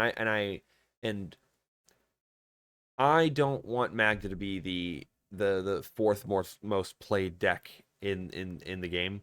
I want it to be loved by the most people because it's a very fun and cool deck and the community's great. But I do want to see the highest number of players doing well and improving, um, tournament over tournament, which does necessitate players that aren't actually improving, finding something that they can improve on, which is fine, totally okay. That's not, and certainly not an attempt to gatekeep. I want everyone to, find their lane in cEDH and find what is working for them as a deck. And if the quote unquote ninth card isn't getting you there, and you're not finding what you need out of the deck, it's definitely okay to, pull a pigeon and go play Rogthras. Oh yeah. I mean, Pigeon is a perfect example of leaving the deck when you know a lot of people were kind of moving more towards one way to play it, Yeah. right?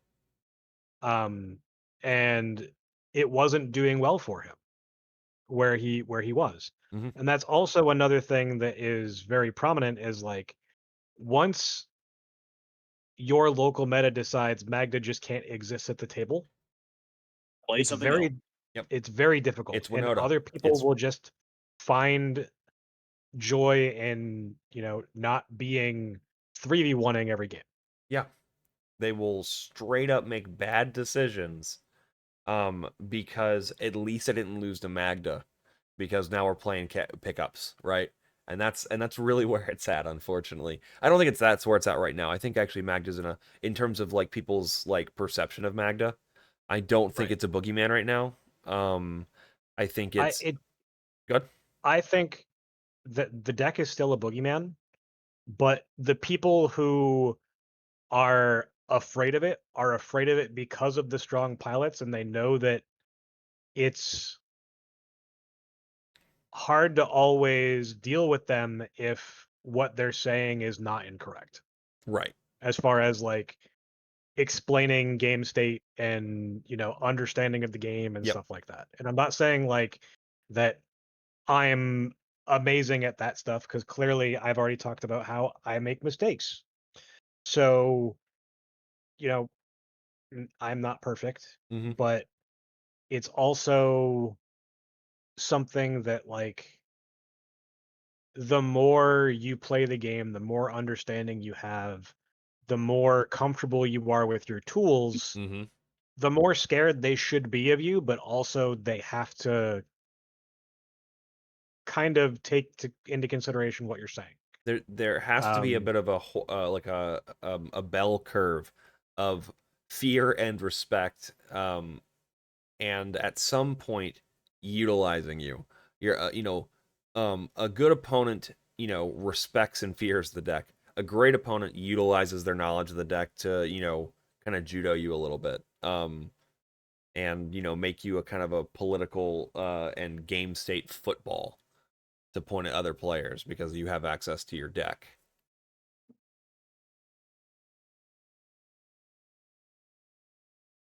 But I think that one of the main problems is that over time, the deck has become homogenized in a way. Mm-hmm. And if you remember, this is something I talked about months and months and months ago, like during a dwarf day, was Yep. that we are becoming Winota in a way. And the difference between us and Winota is we have pivot points and Winota doesn't. I think Winota actually has considerably more build build expression, but the play pattern is still fairly similar, and there's no pivoting. You're just kind of doing that. Right. But I agree with you. Like luckily the community is very strong, and people are still learning about how to play the deck rather than how to build the deck, quote unquote. Right. I think that's the most important thing about the deck, especially for newer players, is just play, I guess, the stock list and learn how to play the actual deck and the interactions and politic, and not worry so much about the little nuances of what pieces you may or may not want to play yourself. Yeah. It's kind of an interesting inverse of the problems we had when we initially started this, kind of community deck building project as a group. Right. Is that we were like, damn, how do we represent the like 3.5 like valid builds of this deck? And now we're just like, I haven't seen a dragon in 2 years, and I don't even know what a dragon looks like, right? Yeah. um, And I like, still to this day get people saying in tournaments, "Oh, he's gonna go get the dragon and win." so, And yeah, it's just yeah. like, nah, bro. we only I we only have played. Oh, go ahead, Rust. No, that you're good. I'm chiming in. Yeah, we only Does that happen to you too? All the fucking time, dude. yeah, no. Even though no one's really played dragons in over a year, like we'll still get the comments. Because there's like some generational and like uh organizational lag, right? Like people that are off the server learned that we were done with Realm Scorcher well after we all decided that it was suboptimal to run, right? And some of those people just never learned it, and that are still running that. But like that, those people are becoming more of a dodo than like a significant plurality, I think. Um, but yeah, it's really funny because we only ran Realm Scorcher for how long? Like maybe a couple or 3 months. Some of us If played it for like a week. I wait, you know. said realm? Yeah. Yeah. Oh, 0 weeks. Right. I mean, I think a lot. There are a non insignificant number of people that skipped from Skargan to I'm done with the dragons later. Yeah. All right. Last question because I like this one. What's one tip you would give to every single Magda or cEDH pilot? Read the entire Magdanomicon. I worked very hard on giving as much information as humanly possible on the deck. Whether you play Magda or you play against Magda, there is information in there for everyone. And as a cEDH pilot, your words are the most important thing. Your body language is the most important thing. Think of it like poker. Don't give away too much information. Be like Rust and just jam to music in your head and have people really confused as to what the fuck you're actually doing. That's I fun. hate you. I hate you so fucking much. Channel the crackhead is what I'm hearing. All right, Rust. Give me your cracked thoughts, friend. Um, honestly, just play what you like. Because so here's the thing: if you're gonna worry about optimizing deck lists, and for a tournament, sure, that's cool to do to an extent. Yep. But every once in a while, just put in the cards that you want to play. You're gonna be you are going to have a much better time playing a deck list that you are comfortable and familiar with, but also having fun with, as opposed to playing a deck list that you don't want to play but you think is going to win. It's like, even though I will shit on every player that plays Reckless Fireweaver, if it makes you happy, if it makes you comfortable, play it. Hey, Reckless Fireweaver, right? Thank you. You are literally fighting against your brain chemistry to do something you don't believe in a game, while strategically. Like Right. there is power to belief because you are not wasting you're not wasting brain power on, reaffirming that kind of like trust in the deck building process mid game, right? Because you're Right. just jamming, you're living your life, jamming the cards you already believe in and are predisposed to like assess in that moment. So yeah, do that. I 100% agree with that. Still have better opinions if you can.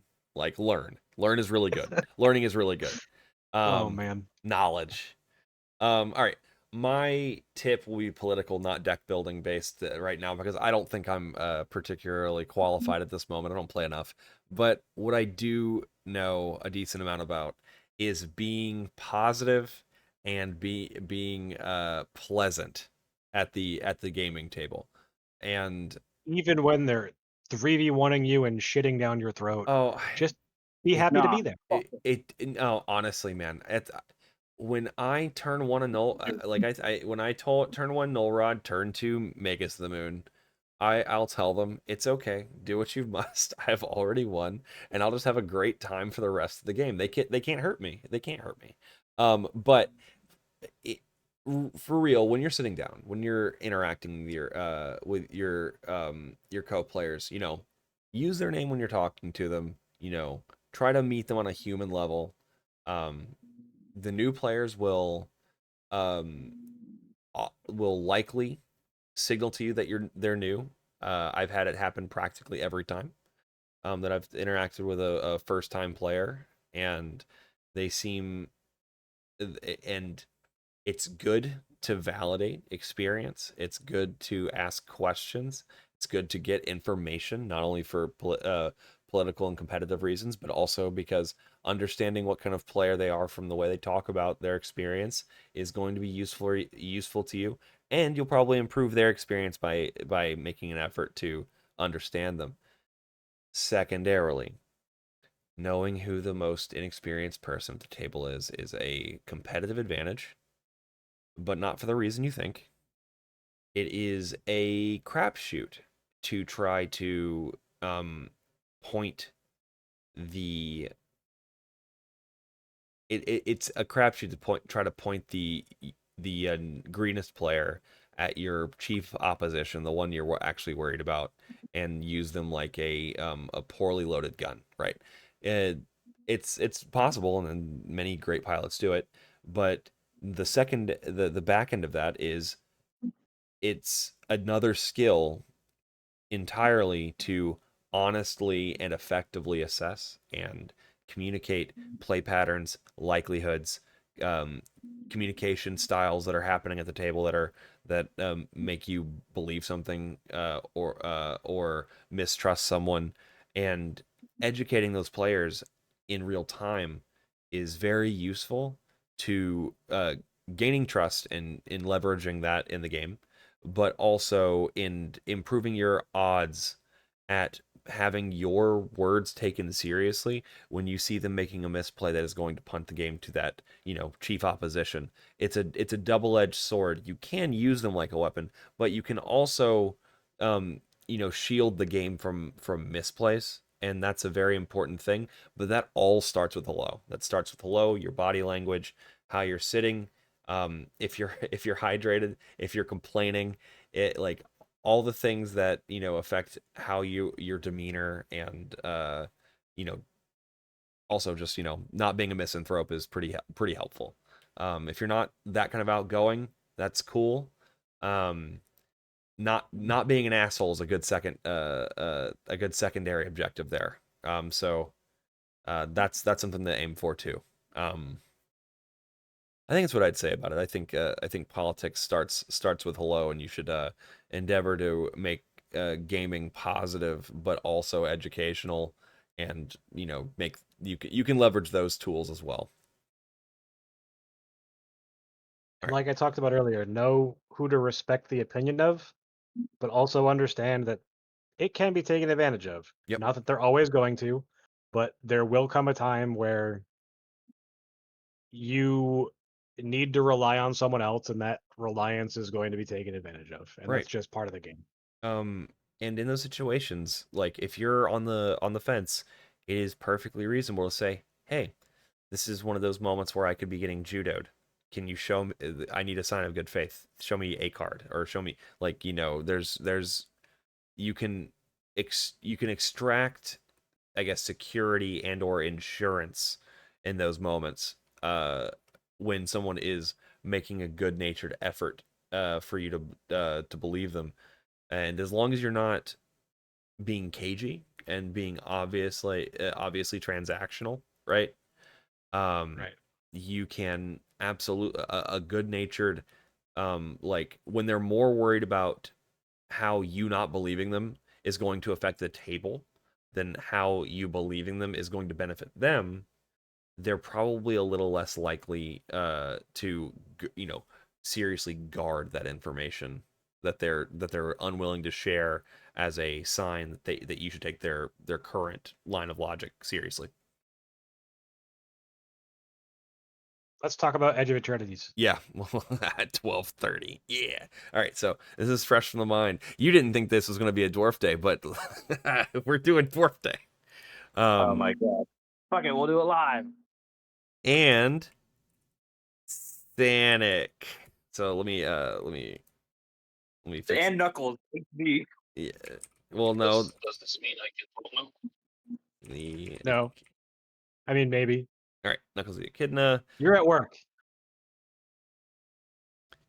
I'm driving. Okay. Okay. Hey, Aaron's here. Yeah. Shout out to possibly the worst art I've ever seen on the Secret Lair.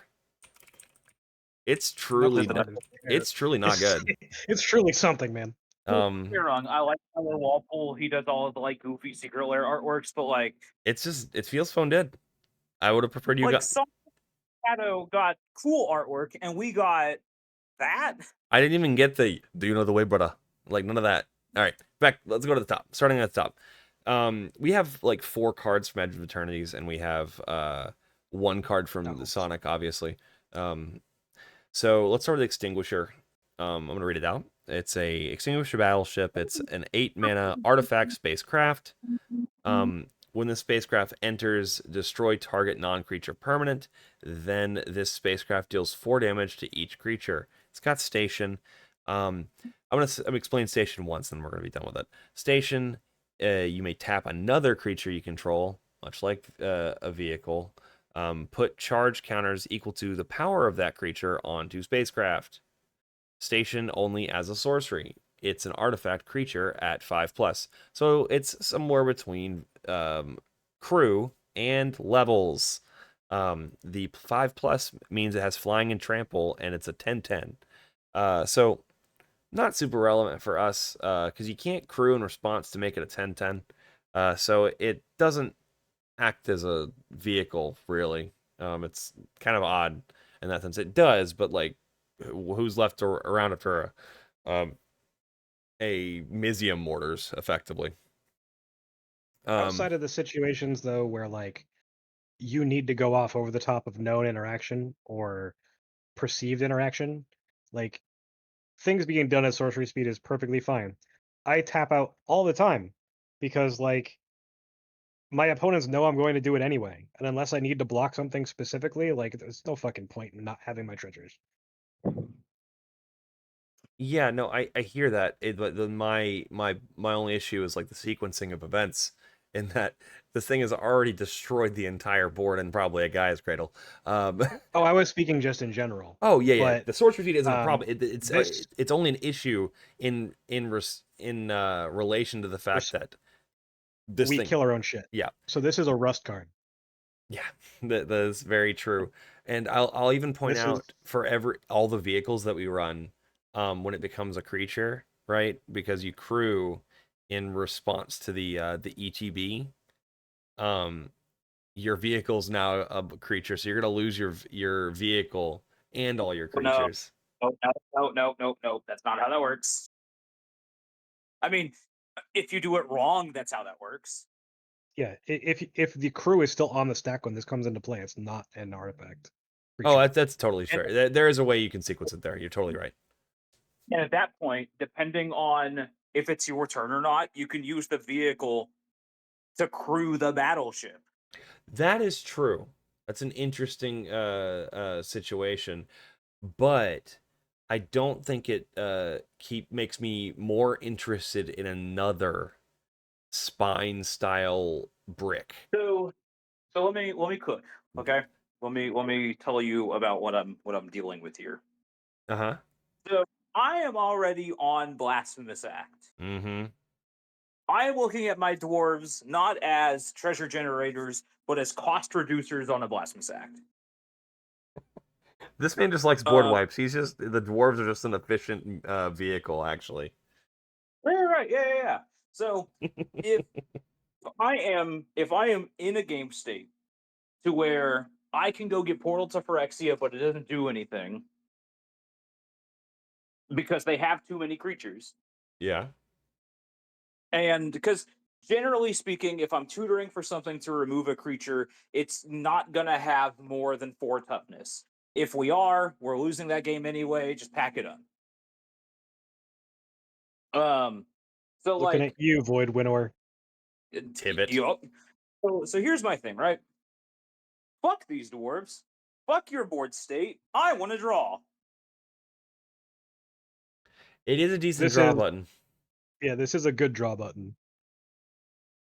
Look, all I'm saying is I am the call me 007.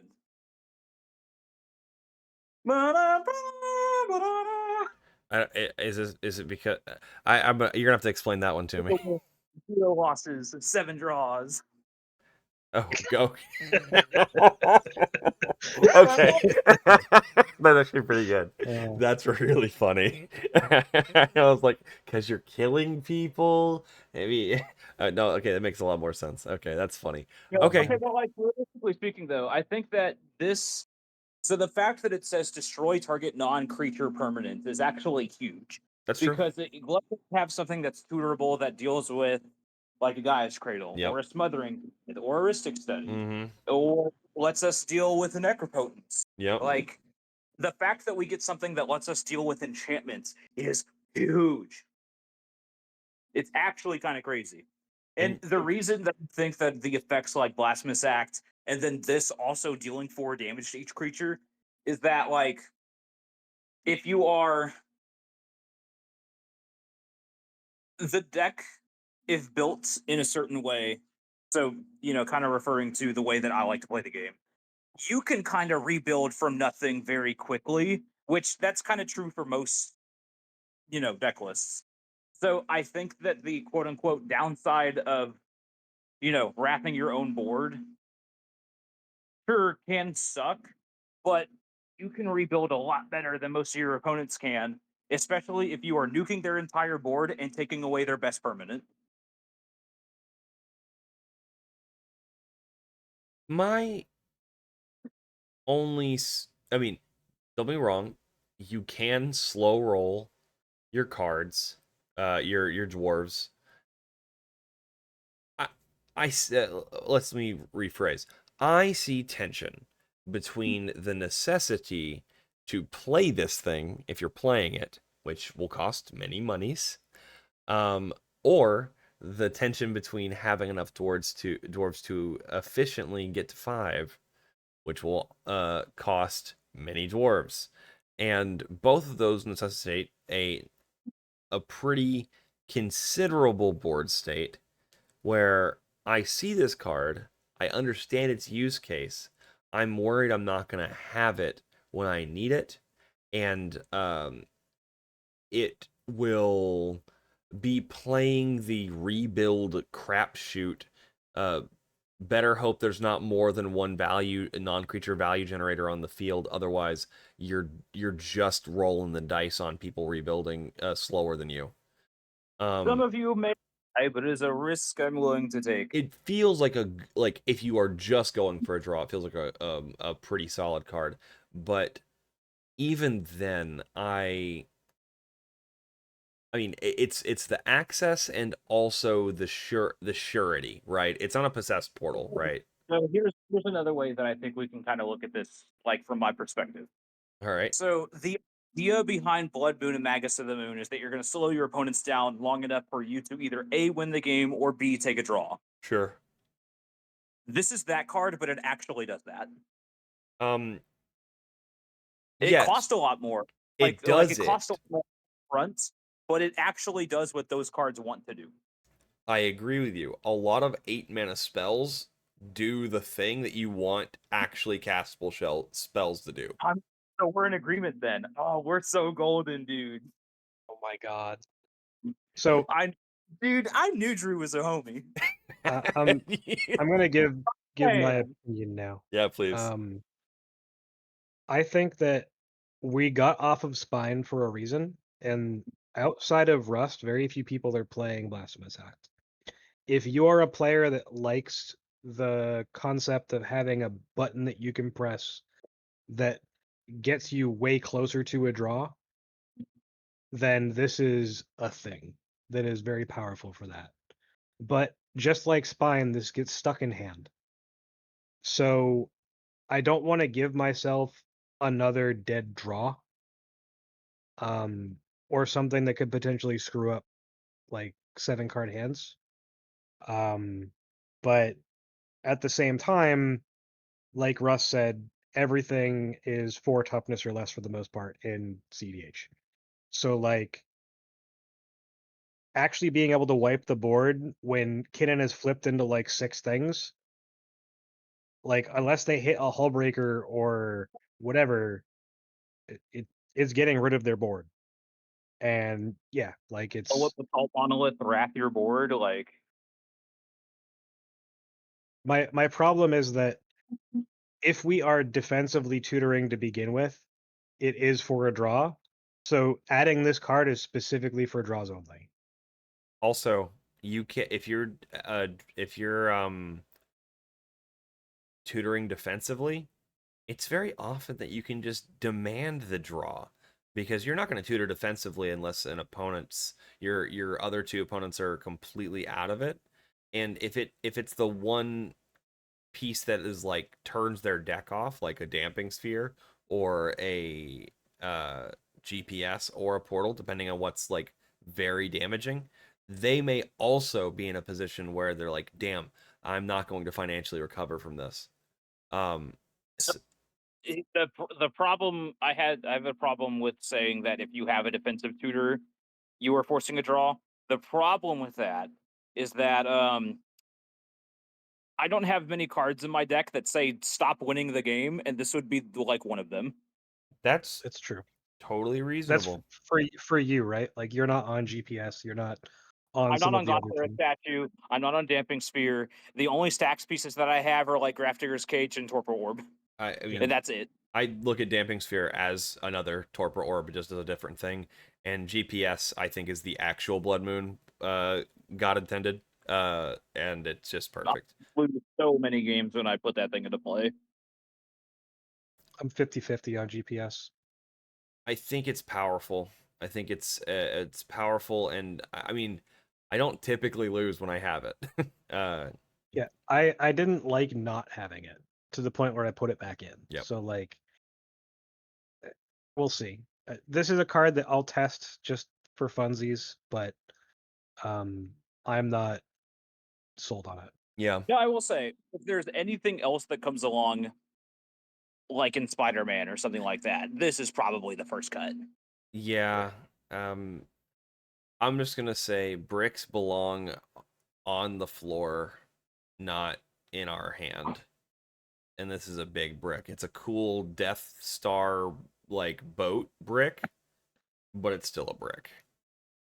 I have Let's one talk about the land. Yeah, let's talk about the land. Not a brick. Literally the opposite of that. I could. I think the land's probably the worst card in the set. The worst card in the set Yeah. or our deck. No, just in the set. It enters tapped. It's not a Gaia's Cradle. Like, this card's just bad. No, Anyway, it's I bought great. a simple copy of it. Yeah, yeah. No, terrible card. Don't buy it. Just send it to me. Unironically, let's read it. Kavaron Memorial World. It's a land planet. We got new card types. This land enters tapped. Big sad. Tapped, add a red. It's got station. Not reading that. At 12 plus charge counters, it's got 1 and a red. Tap. Sacrifice a land. Create a 2/2 colorless robot artifact creature token. Then creatures you control get +1/+0 and gain haste until end of turn. All right. There's a couple of things here. First of all, it is a land that is a vehicle. That is very good. It is sorcery speed, not optimal. Does not cost mana. It is a second clown car with some caveats. It's a second clown car that taps for mana every turn after the first. That is an upside because clown car does not say have text other than crew. The most important part about this card to me is that it doesn't change our normal turn 1 to 3, which Yeah. is I'm so glad you brought that up. as far as how much treasure generation we get. Yeah. Because most people think I can't play my 1-drop dwarf on turn 1. It's like, okay, don't do that. I play Kavaron. I play turn 2 Magda. I station this. Magda makes a treasure. Go into turn 3. I now station with my 1-drop and Magda. And now I'm at 3 treasures again. Yep. I'm on 3 treasures at turn 3, regardless of if my dwarf comes down turn 1 or turn 3. Yep. Like, depending on what you could do, you could also just use the treasure to cast the 1-drop dwarf and station that on turn 2 as well. Yep. Yeah, that's definitely an Which option you as well. might want to do, depending. Yeah, it depends on what else is in your hand, but like that's the major downside that people have been talking about, and I don't think it's a downside. I think that like this is just strictly better than a mountain in most cases, and it has some interesting interactions with stuff like Urza's Cave, being able to fetch a vehicle essentially is pretty cool, and then especially people that gets through Collector Ooh, Stony Silence. This actually this isn't an artifact. Yeah. This getting through like Curse Totem or Linvala is actually huge too. We have a second copy of a card that incidentally combos with Battered Golem under Oof. That's pretty great. This is cool thing that good. I like about it is that if, like, let's say you're able to do, which fever dream here, but let's say you're able to do Masquinexus Berry combo with this. Yep. It's like, sure, you can't activate your commander through a Curse Totem or Linvala with those in play, but you still have infinite mana. Yeah. And even if you don't have Masquid Berry, just having a land that, when you think about it, makes you like 9 mana every turn is still crazy. This is your replacement for Sokenzan. Because unironically, I think you are more likely to sacrifice a land to make an artifact, a natural artifact creature token on a land that does a lot of other things for us. And that also incidentally combos with Masquid Nexus. So, gives us a Robo Dwarf, right? So, and the cool thing about that is most people are like, man, 12 is a lot. And it's like, by the time, if you were trying to do Masquid Nexus stuff, like, if you were actively using this to crew or station a lot of the times, you're gonna have 12 no matter what. And if you're doing it all in one turn, you're probably getting 12 charge counters just by itself in a single turn. Magda gives everything +2 or +1/+0. And I think everyone just doesn't think about it. The number has never mattered, but I guarantee you, a third to a half of your games, you have crewed exactly one vehicle for 12 power worth of creature. It's not actually that problematic. Problematic to get there. Even though the effect doesn't do anything without Maskwood, it's still an effect. It doesn't do anything unless you get there and you have Maskwood. But it's still an So the good. sorry, the other thing too is like the activated ability of the land is not restricted to sorcery speed. Nope. You can, if you need to, you can make like a surprise blocker if people aren't thinking about it, Or or you can surprise dwarf. give your super power, or surprise, haste on Axe Guard cavalry or something like that. I don't know. With a Magda 2.0 in play, so now you get an extra treasure. Yeah, it actually gives your it's actually a good land to have for engineer. Incidentally. That card's going away. I know he's not here. These cards probably well, engineer does not live on planet Caravan. No. Kavaron, Jesus, Lisdexia, guys, it's rough. So I think this card is not only a good card for Magda, it's a fantastic card for Magda. Obviously, it's an auto include. It's the one of the better lands in the deck, right? It's below Talon Gates, but above like every other red land. And I think it's not only that, it's obviously the best of this cycle because it's going to see play. It's gonna go somewhere. Every other one in this cycle has some really awesome effects that you will never see. I play the one green deck in the format, and there's just no way we're gonna play a second Gaia's Cradle because we barely want to play the first one. Because we have 3 creatures on the board at any given time. But through your creature like 9/9s. Even though it's so easy to get there, we still don't give a fuck. we got 6. I'm doing Bear Day next month, but we got 4 cards. We don't need another one, honestly. So this card's just good. This card's just really good. Everyone like salty about the ability just needs to get their head checked about what they actually give a shit about with regards to station and the fact that it's uncounterable. Like, come on, guys. No one's gonna be countering your clown car anymore because your clown car is actually a fucking planet. Let's move to Tezzeret before we do Knuckles. the Echidna. We got 2 cards. We'll do Knuckles last. Moving you down. Okay. Back of the line, Knuckles. All right, so Tezzy. I'm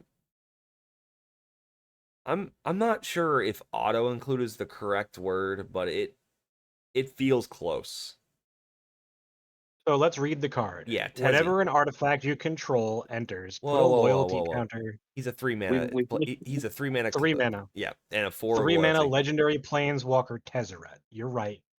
4 loyalty to start. But whenever a treasure or another, vehicle or whatever enters, it puts a +1 loyalty on it. This means that if you use his -3, which reads, search your library for an artifact card with mana value 1 or less, reveal it, put it into your hand, and then shuffle. If that card gets cast, then you immediately get back 1 of the 3 that you spent. Mm-hmm. Its 0 is untap an artifact or creature. If it's an artifact creature, put a counter on it. A +1/+1 counter on it. Mm-hmm. And then its -7 is you gain an emblem at the beginning of combat on your turn. Put 3 +1/+1 counters on target artifact you control. If it's not a creature, it becomes a 0/0 robot artifact creature. So this also means that if you get to 7 somehow, then you can use Maskwood Nexus alongside this for making an artifact dwarf. Kind of insane. There's a lot of interesting nuance to this. Yeah. And I like how if you get to 7, it is so easy to get to 7 in this deck. When you get to 7. Yeah, when you get to 7. Oops, I 7.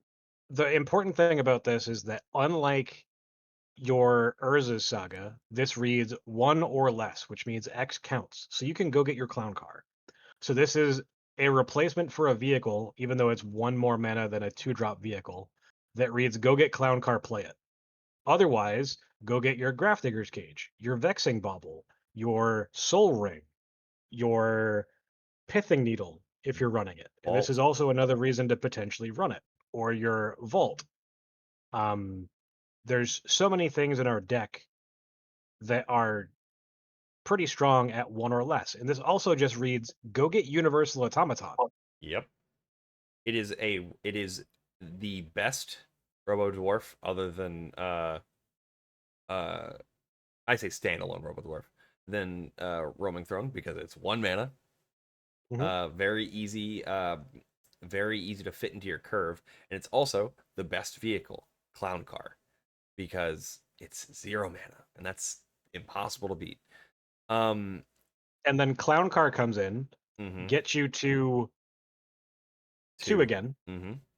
and then you tap your dwarves to Clown Car, make 2 more treasures, get back to 4, and now your Immediately. opponents need to kill your Tezzeret. And also, because it's fetching Clown Car, the clowns are artifact creatures. So if you really just want to like kind of turbo up to 7, for whatever reason, honestly, if you felt the need to, or you want to put them out of like Malcolm range, so you could tutor again and get universal, you could literally dump some extra mana into your Clown Car and go off, King. You're getting 1 to 3 clowns, and that's gonna be he could come in. You could get Clown Car and then start the turn or end the turn with more loyalty than you started with, and then there's the treasures, right? Like it's nuts. Also, he is Bowmaster insurance for every single artifact dwarf naturally. He is because you can just decide to untap an artifact creature. Also, he can just untap any creature, dwarves, to give you an extra tap. The play pattern is so branching and diverse and like rewarding every different way you do it. If you untap something to cast something, untap like if you double mana vault, for example, and untap it, you got 5 mana. Maybe you're playing your GPS natural, and you still get the mana vault next turn, right? And he went up because you played an artifact, like big brick from hand. Like there are This is as close to an auto include for a Planeswalker that our deck will ever get. It might be one of the greatest designed planeswalkers for cEDH. EDH. I'll just say EDH. It is like it doesn't go in every deck, right? But it goes in. Decks that it goes in. So here's this card is actually insane for vintage Canadian Highlander. Yeah, of Like course. it's crazy in Legacy because like this card reads 3 mana. Go get my Time Vault. Yep. And then the next turn, play this like mocked. Go get my Voltaic key. Yep. My mana full key. Wait, can't he just be the vault untapper? Oh my god. He could just be the vault. What the fuck? Right. The key. Yep. It's the dude is awesome, and I love it because Magic's personal Starscream is one of my favorite characters in the game, and I get to run him in Magda now, so that's pretty awesome. Like, this card's so good, I'm running him in Lumra. We have 1 card we care about, and LED. Expedition. No, The Amulet. only downside Oh. to this card is that because it is so diverse and it's going to go into other legacy formats, a foil cool looking version of this is going to be over $100. So have fun with that. Yeah, pre-ordered it. If you haven't already pre-ordered it, wait until 2 weeks after. Other than that, get lucky. Or win top 4 a tournament. I hear that's lucrative. Yeah. All right. It gets you a Tezzeret, a Kavaron, or whatever it's called, Kavaron, Mhm. and a A battleship. in the City of Traders, Oh. alongside a battleship and an Echidna, maybe. Yep. Probably an Echidna. All right.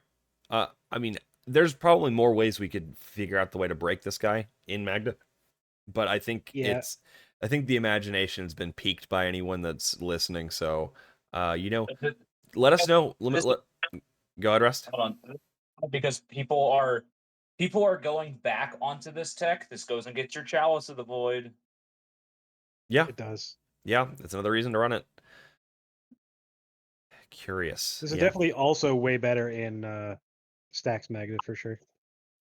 Yeah, because turn over turn, you're just layering stuff. It makes them, it makes Mana Vault just so good at dropping the, the 2 to 4, you're tutoring every turn and people are drawing no cards because you've dropped a Uba Mask, right? Like that's like I mean, the fact that this is essentially 4 mana vault that gives you 3 mana to play something else that's a artifact. yeah. And then the following turn, if this guy's not dead, you either get to untap your mana vault to use it for something like GPS, Yep. or go get something else. Mm-hmm. Like it's pretty stupid. Yep. 1 mana artifacts are more playable than they were. I'm not saying much more playable, but they are more playable. So if you have things that are like on your considering list, like Pyrite, Spellbomber, Chalice, that's something to consider. Also, I'm so Let's gonna move need to the next more one. dice. what'd you say? I'm so gonna need to buy more dice. I'm gonna get a spinner that is like colored like his cool purple blue thing. That's my goal. Because That's the Super Void. what's that? Big fan. Didn't read the comic. What's that? You're talking about the thing in his hand, right?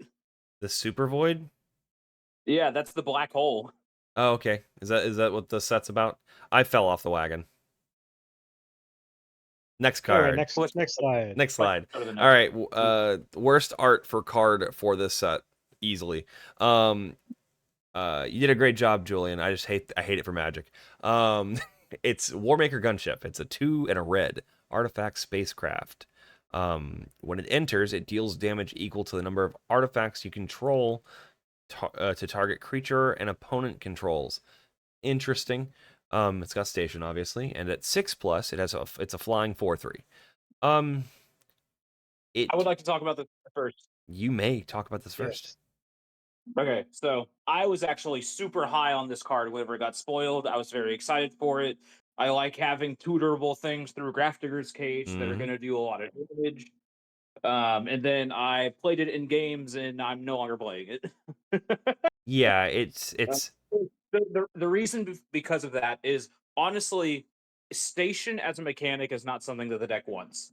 The only reason that it's good on the land is because it is 0 mana, uncounterable, plus the rest of the effects of that land are actually decent. The Yeah. problem with Warmaker Gunship is that there are some like let's say you have to tutor for this to like shoot something through your cage. You probably just sacrifice most of your artifacts, so it may not deal enough. And on top of that, too, the 3 mana vehicles are really tough right now. I mean, because I used to be on Mobile Garrison, as kind of like the de facto 3 mana one, in my opinion. But even recently, like they have to be Lifecraft Engine good if I want to pay 3 mana on a vehicle, and the fact that the 3 mana vehicle doesn't let me do it at instant speed, it's just this card There's too many reads very negatives. good, but there's too many ifs. Yeah. Yeah. And also, like, the big thing for this is that it gets rid of Draneth and it also gets rid of Oppo. But tutoring for this is not something that you're going to be doing. And spending 3 mana to get rid of Oppo, you might as well just run another burn spell. Yeah, because you get better return on investment and better tempo. I don't think there's anything about this card that's like actually attractive. Honestly, like the variability. Like Russ said, I think it reads a lot better than it actually is. Yeah, I mean, honestly, I know it's 2 more mana, right? With Sky Sovereign, but I don't know. I just feel Really, like just what's that? I agree with you on that. Actually, if you're gonna play an effect for this, just play Sky Well, Sovereign. because the important thing about an effect, the reason Sky Sovereign's so, effect is good. Or the red one from Ixalan. What's that? The red one from Ixalan. Galleon. Yeah, Galleon's Magmatic Galleon is good. In it has like a lot of good text, but it also plays a lot worse than it reads. You're not getting the hits you want, and you're often getting the hits too often in one turn. The reason I think Sky Sovereign is like playable in that context is because it fits for its tutor ability, fitting a window both um or it's got playability for tutoring in anticipation of a oppo, right? You can tutor around the oppo. If you have two searches, for example, you can tutor uh um and then oppo's on the stack, and then you tutor out the oppo again. They get your other thing, but you can now kill the oppo, right? Not great, but that's like this just doesn't do anything in like a tutoring situation. In that when you're worried about an oppo at least, and like that's like one of the only cards I'm super worried about. I don't know. I'm gonna be real with yeah, you. I don't really think Oppo is a problem anymore because the play rate of Oppo has fallen off the face of the planet. it's probably true. Now, I think that's a good thing to always keep in mind. But as far as like seeing play in decks, people are just cutting it. They're also cutting Draenith too. Yeah, which also means that like the kill a creature for 5 treasures is Less attractive. just like less necessary. Yeah, you're not like meeting the meta where it's at. Unless you want to get rid of all the creatures, then you play Death Star. Yeah, Death Star's cool. All right, last card. It's Idris Elba, our favorite. Okay, can you explain that to me? I don't understand why people are calling him that. He plays Knuckles in the the CG live action movie. Okay, understood. Yeah. Otherwise, he's like this version is like the Sonic Jump, Sonic Go, the cartoon, the CG cartoon show. Well, okay, let's put some respect on Sonic Boom, okay? Sonic Boom, thank you. Yeah, no, he's funny in that. I actually like that. I think that shows the like what I've seen of it is cute, and this is Okay. representing that version, and I like that. I would have also taken Uganda Knuckles. It's not 2021 anymore, but I still would have appreciated it. Definitely getting an altar. So Knuckles the Echidna is a 2/red legendary creature, Echidna warrior. He's a 2/4 with double strike, trample, haste. And he reads, whenever one or more creatures you control deal combat damage to a player, create a treasure token. And his treasure hunter ability is, at the beginning of your upkeep, if you control 30 or more artifacts, you win the game, which is almost blank. This card is so crazy for Najila. Yeah, no, I absolutely agree. So important thing here. Whenever one or more creatures you control deal combat damage to a player, create a treasure token. It reads like PFB, but then you realize double strike also triggers twice, right? So it's what's that? The Facebreaker also triggers with double strike. Yes, it does, but Facebreaker has menace, not double strike. I'm saying is that it reads like Facebreaker because Facebreaker says get 3 treasures, right? This says get 4 treasures if you connect with everything, right? And that's nice because we have another natural double striker in the deck. There's a lot of decent synergy with just going to fucking town. It makes our flying vehicles, if you're playing if you're still on hover bike, I don't know necessarily why, but if you're there, that's another reason to use it. Okay. It's a good card. It's a good card, but it's just not as good as it used to be. But anyway, those cards are all synergistic. This is a awesome synergy card, but is it good enough for 4 mana? I'm gonna let show talk about this one? The answer is no. And there you have So it. Sorry. you have to really understand what this card is looking to do, right? Mhm. It does the double strike, it does trample haste. So the turn it comes down, it's going to make you treasures if it connects. The problem is, even though this is double strike, they're going to have to put 2 creatures in front of it anyway. And there's still a decent chance that this could die, depending on what your opponents have, right? Yes, it's going to just eat some of your opponent's mana dorks or whatever, but this needs to connect the turn that it comes down on the opponent in order to generate the treasures. Yep. And if you're investing mana into it, your opponents could just let you get the 2 treasures from Knuckles and block everything else. Yeah. Like, unless those 2 treasures get you to an activation, which on turn 3 of this is coming out is very unlikely. All it does is put you in the same position where you get to the point where you're going to get your activation the following turn. So it doesn't actually increase anything unless you're talking about going to combat on turn 4 or turn 5, when your opponents definitely will have things in play Mm-hmm. that will block. Yep. You're not actually getting to the point where this does what you want it to. Yep. Well, yes, the double strike trample haste is very good for Knuckles itself.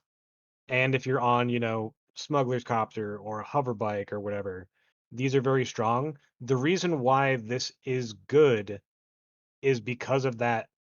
It itself makes the treasures, and it's Magda agnostic. But this Yes. is not a dwarf.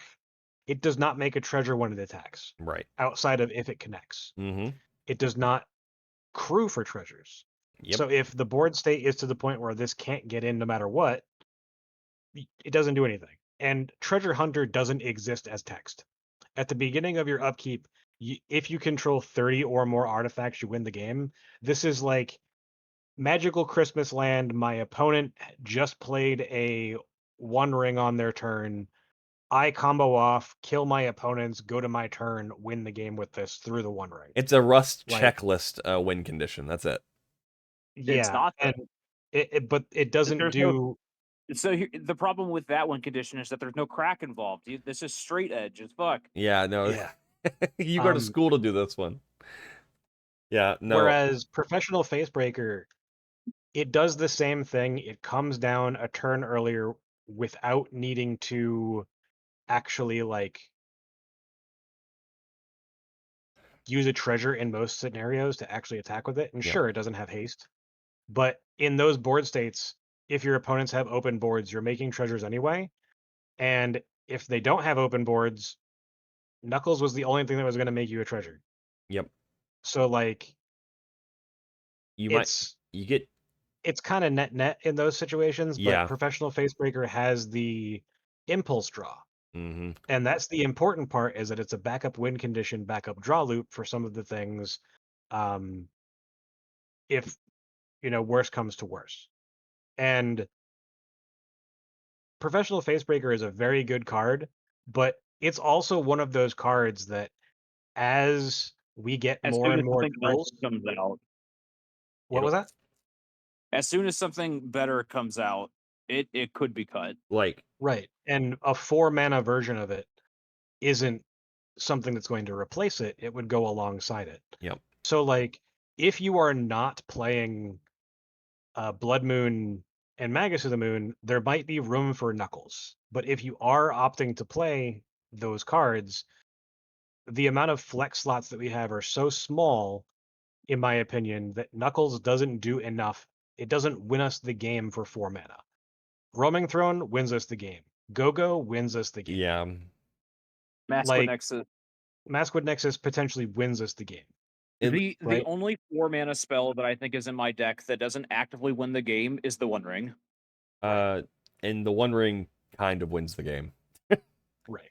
The The One Ring draws enough cards. Twin Shot Sniper is never 4 mana, so I don't count it. Twin Shot Sniper is 2 mana. Yes. Twin Shot Sniper is 2 mana. So he's the best boy. Knuckles looks good on paper, but in the test hands that I've had, in the pods that I've had, it does the thing for 1 turn, makes you those 2 treasures, maybe makes you a third. and then either you win the game or you lose the game. And that's going to happen with or without the knuckles. Right. So, like, and there's a big problem with the, like, comparing this to Gimli. Gimli is our, I don't know how many dwarves we're on, but he's the last one, probably. If not, sure. if I mean, I think Gimli is better than Knuckles. Oh, yeah, I know. because I hear you. Definitely. Let me. I was getting there. okay, The issue is you see the, like, the output, the the 2 to 3, right, that you're getting off of off combat. off of combat on the turn he comes down, right? He comes down a turn later, guys. 3 is actually 1 less than 4, and that turn he can't swing. He's still tapping to make a treasure, and that next turn, if he can't get in, he's still tapping to make a treasure. And if Knuckles gets in, he's making 2 treasures if he can get in, and at no other point.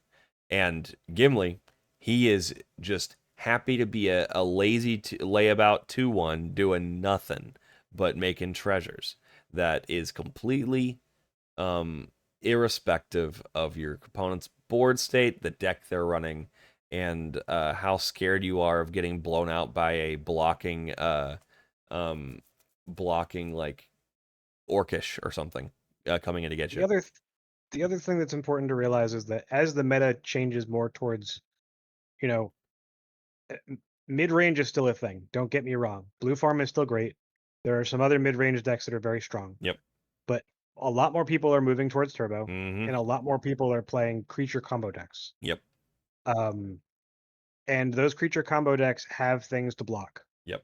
Or the people that are playing Rog Thras or Tev Thras, they have things that will block. So, like, the board states where either Knuckles or Professional Facebreaker are actually giving you value from your other creatures are very few and far between in the current meta. You have exactly one turn, Mm-hmm. maybe 2, where they can do the thing, and it's heavily board dependent. Mm-hmm. So, like, sure, maybe in 20% of your games it's going to do the thing that you want it to do. Mm-hmm. But that's not the type of consistency you want out of a card. Whereas Gimli, like Drew said, is always going to make you those treasures as long as you have a vehicle.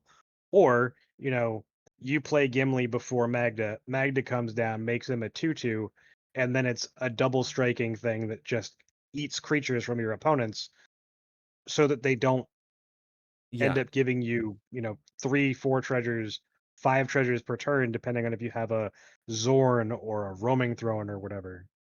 Yeah. Because Roaming Throne doesn't affect Knuckles. Yep. Zorn does, but Roaming Throne does not. So, like, you also have to think about the synergies for the other cards that win us the game as well. Yep. Like individual power, individual power and, like, tested cards that, like, under a wide variety of game states and like pole positions between the players. Mhm. That's what's starting to matter a lot more. And feast or famine cards, tend to be famine cards when you need them, right? Like, A lot of the times, yeah. yeah, It's and it's kind of what we went back to talking about with Blood Moon, Magus of the Moon, is they are very feast or famine. yeah, And they are famine a lot more often than they're feast. The right, times that they are feast, they win you the game. yep, But if a card is famine 80% of the time, or even 60% of the time, like, it's just not consistent enough for what we want to do, right. in my opinion. So, Like, like, Russ, you actively tested this card, didn't you? Yes, I did. Can you explain why you removed it, or what situations occurred that made you think that this wasn't as good as you may have initially pegged it? So even if this card gets in for treasures, right? It is probably the only card you have that is getting in for treasures, because everybody else is too afraid of the deck to let you generate treasures essentially for free. It will just start chump blocking all of your other dwarves. And like, so here's the thing. We kind of talked about this with Warmaker Gunship of why am I paying mana for sorcery speed treasures? Yeah. And then I look at Knuckles and I go, why am I paying mana for sorcery speed treasures? Yep. That has to go through combat. Yep. And That like, has to go connect. through combat. because this Like, it's this not is susceptible it to is not swords to even- plowshares. It is not even guaranteed sorcery speed treasures. It is sorcery speed treasures? Yeah. Yeah. Like the most important things in this format that remove creatures are either free or 1 mana or a bounce spell that is also 1 mana. So like if you spend a treasure to play Knuckles, go to combat, and then Knuckles gets bounced to hand by End of the Floodmaw, like yeah, you just played yourself and you probably lost the game. Mm-hmm. Whereas opposed to you can generate more treasures, find a window, and that End of the Floodmaw might not matter. You might be able to play through it. Yep. Especially because this card is kind of asking you to get blown out. Because if you are on the game plan of like, if I send all 3 of my dwarves at this one dude who can't block, who can only block like 2 of them or 1 of them or something like that, I'm guaranteed to make extra treasures, and the Knuckles gets bounced. Cool, you lost 2 of your dwarves for nothing. So it's really funny. I started thinking about it just a second ago that in the context of cEDH, like combat as a win con is as unreliable and as blowout potentially as auras as a primary auras in 60 card, because you're going to get 2 for 1 if the opponent's at all able to do so. And this is one of those things where like, also you're not getting your treasures here, let me do something to eat your 4 mana creature, and now you're not generating value, right? Like And like the other thing is, sure, this generates value in that this might get removed as opposed to Magda. But if you compare this to Go-Go, where the ceiling for Go-Go is win the game from 0 treasures, and Mhm. Knuckles is I make treasures ? Like it's a huge difference for those 4 mana. Same thing for Roaming Throne. Roaming Throne comes down, guarantees you extra treasures when you're going to combat. And usually those treasures are enough on before you actually deal damage that in the worst case scenario, you're attacking the player that will lose all of their creatures to Portal to Phyrexia. Uh-huh. So like these cards are not the same. Yep. And Go-Go does the exact same thing as Knuckles, insofar as that you now have to remove the 4-drop that was just played. Mhm. That thing has haste, except, again, the ceiling for that is very commonly win the game. Yep. And it's And average. it also, go ahead. Oh, and I was saying the average is also much higher than Knuckles. Knuckles' average is probably going to be somewhere around 2.3 treasures, right? If that. Right. I think it's a lot. So- And I think, oh, go ahead, button us up. I think that if this is an effect that you want and stuff like that, and you're like, I need Magda agnostic treasures, you're playing the wrong deck. In my opinion, if you're like, I want to win or make the treasures without my commander. There are not enough things in the format that go alongside our main game plan. Mm-hmm. And this might be one of those few things that you can actually add in and be relatively confident that it's going to do its thing. Mm-hmm. But there are risks that go along with it. Uh-huh. If you're comfortable with those risks and you have the slots or are willing to make room for this, then sure. But I don't think that with how few flex slots that we have, it deserves a slot at the moment, considering, we're getting Tezzeret, we're getting this new land. Depending on what you're adding or removing, like it may or may not even be possible to find the room for this card. Unless you're So- removing Gimli, in which case Gimli we've already discussed is probably just a better card. So because we're kind of treating this as like a semi functional dwarf day. If you are, so your deck should just be on Go-Go. Like that's not a question. Yep. It is Uh, Roaming Throne 2. But the other thing is that if I were to see a deck list that had Knuckles in it, I would not personally like that, but I can understand why somebody would play it. Like, it's one of those, like, if you want to play it, sure, it's fine. Agreed. It's If you Go ahead. are not playing Imperial Recruiter, try that over Knuckles. Or if you're playing Knuckles, make room for Imperial Recruiter because it also gets Knuckles. I'm gonna be Also that. 100% honest. Yes, Imperial Recruiter gets Knuckles. I don't think that Imperial Recruiter or Knuckles is good enough to be a 7-mana target for Imperial Recruiter. I don't I even 100% agree. I don't even I was think mostly being sarcastic, sure. but I just like even if I was in a room in the realm of like being excited about playing Knuckles right now, and like Yep. I like it fits the situation. Nothing in Magda fits the situation so well that you should be willing to pay 7 mana for it, right? unless it's Go-Go, right? Unless it So- unless it's Go-Go, that's right? kinda Like like yeah, the unless it's Go-Go, reason and that- it literally like because Imperial Recruiter gets you your go-go, but I've also been finding that Imperial Recruiter has been really good in finding Twin Shot Sniper, Yes. or Universal Automaton, Yep. or it can also just find Facebreaker. Yep. Or it can find you a land.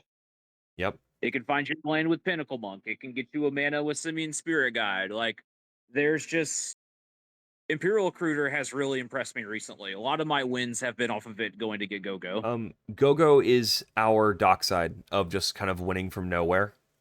On our turn, right? It's obviously not dockside. I know I said the word dockside. Now everyone thinks I'm crazy, but it really does have that effect of just giving you everything you could possibly need to win from practically zero, and it's searchable with. I actually think that like the meme that Rust and I had of Dockside died 2023, Dockside live or 2024, Dockside lives 2025. Yeah, Like unironically. that, it's unironic that Go-Go for our deck is as good as Dockside as far as this wins us the game. Yeah. And our opponents using their metamorphs on it doesn't do that. doesn't do the dockside thing. It has a lot fewer downsides than running dockside. So I'm actually probably just going to drop Knuckles out of my list. I didn't know what I was going to play in its space before, but I think I'm just going to throw Chalice in. I want to Tezzy Max. Because God, that card is good.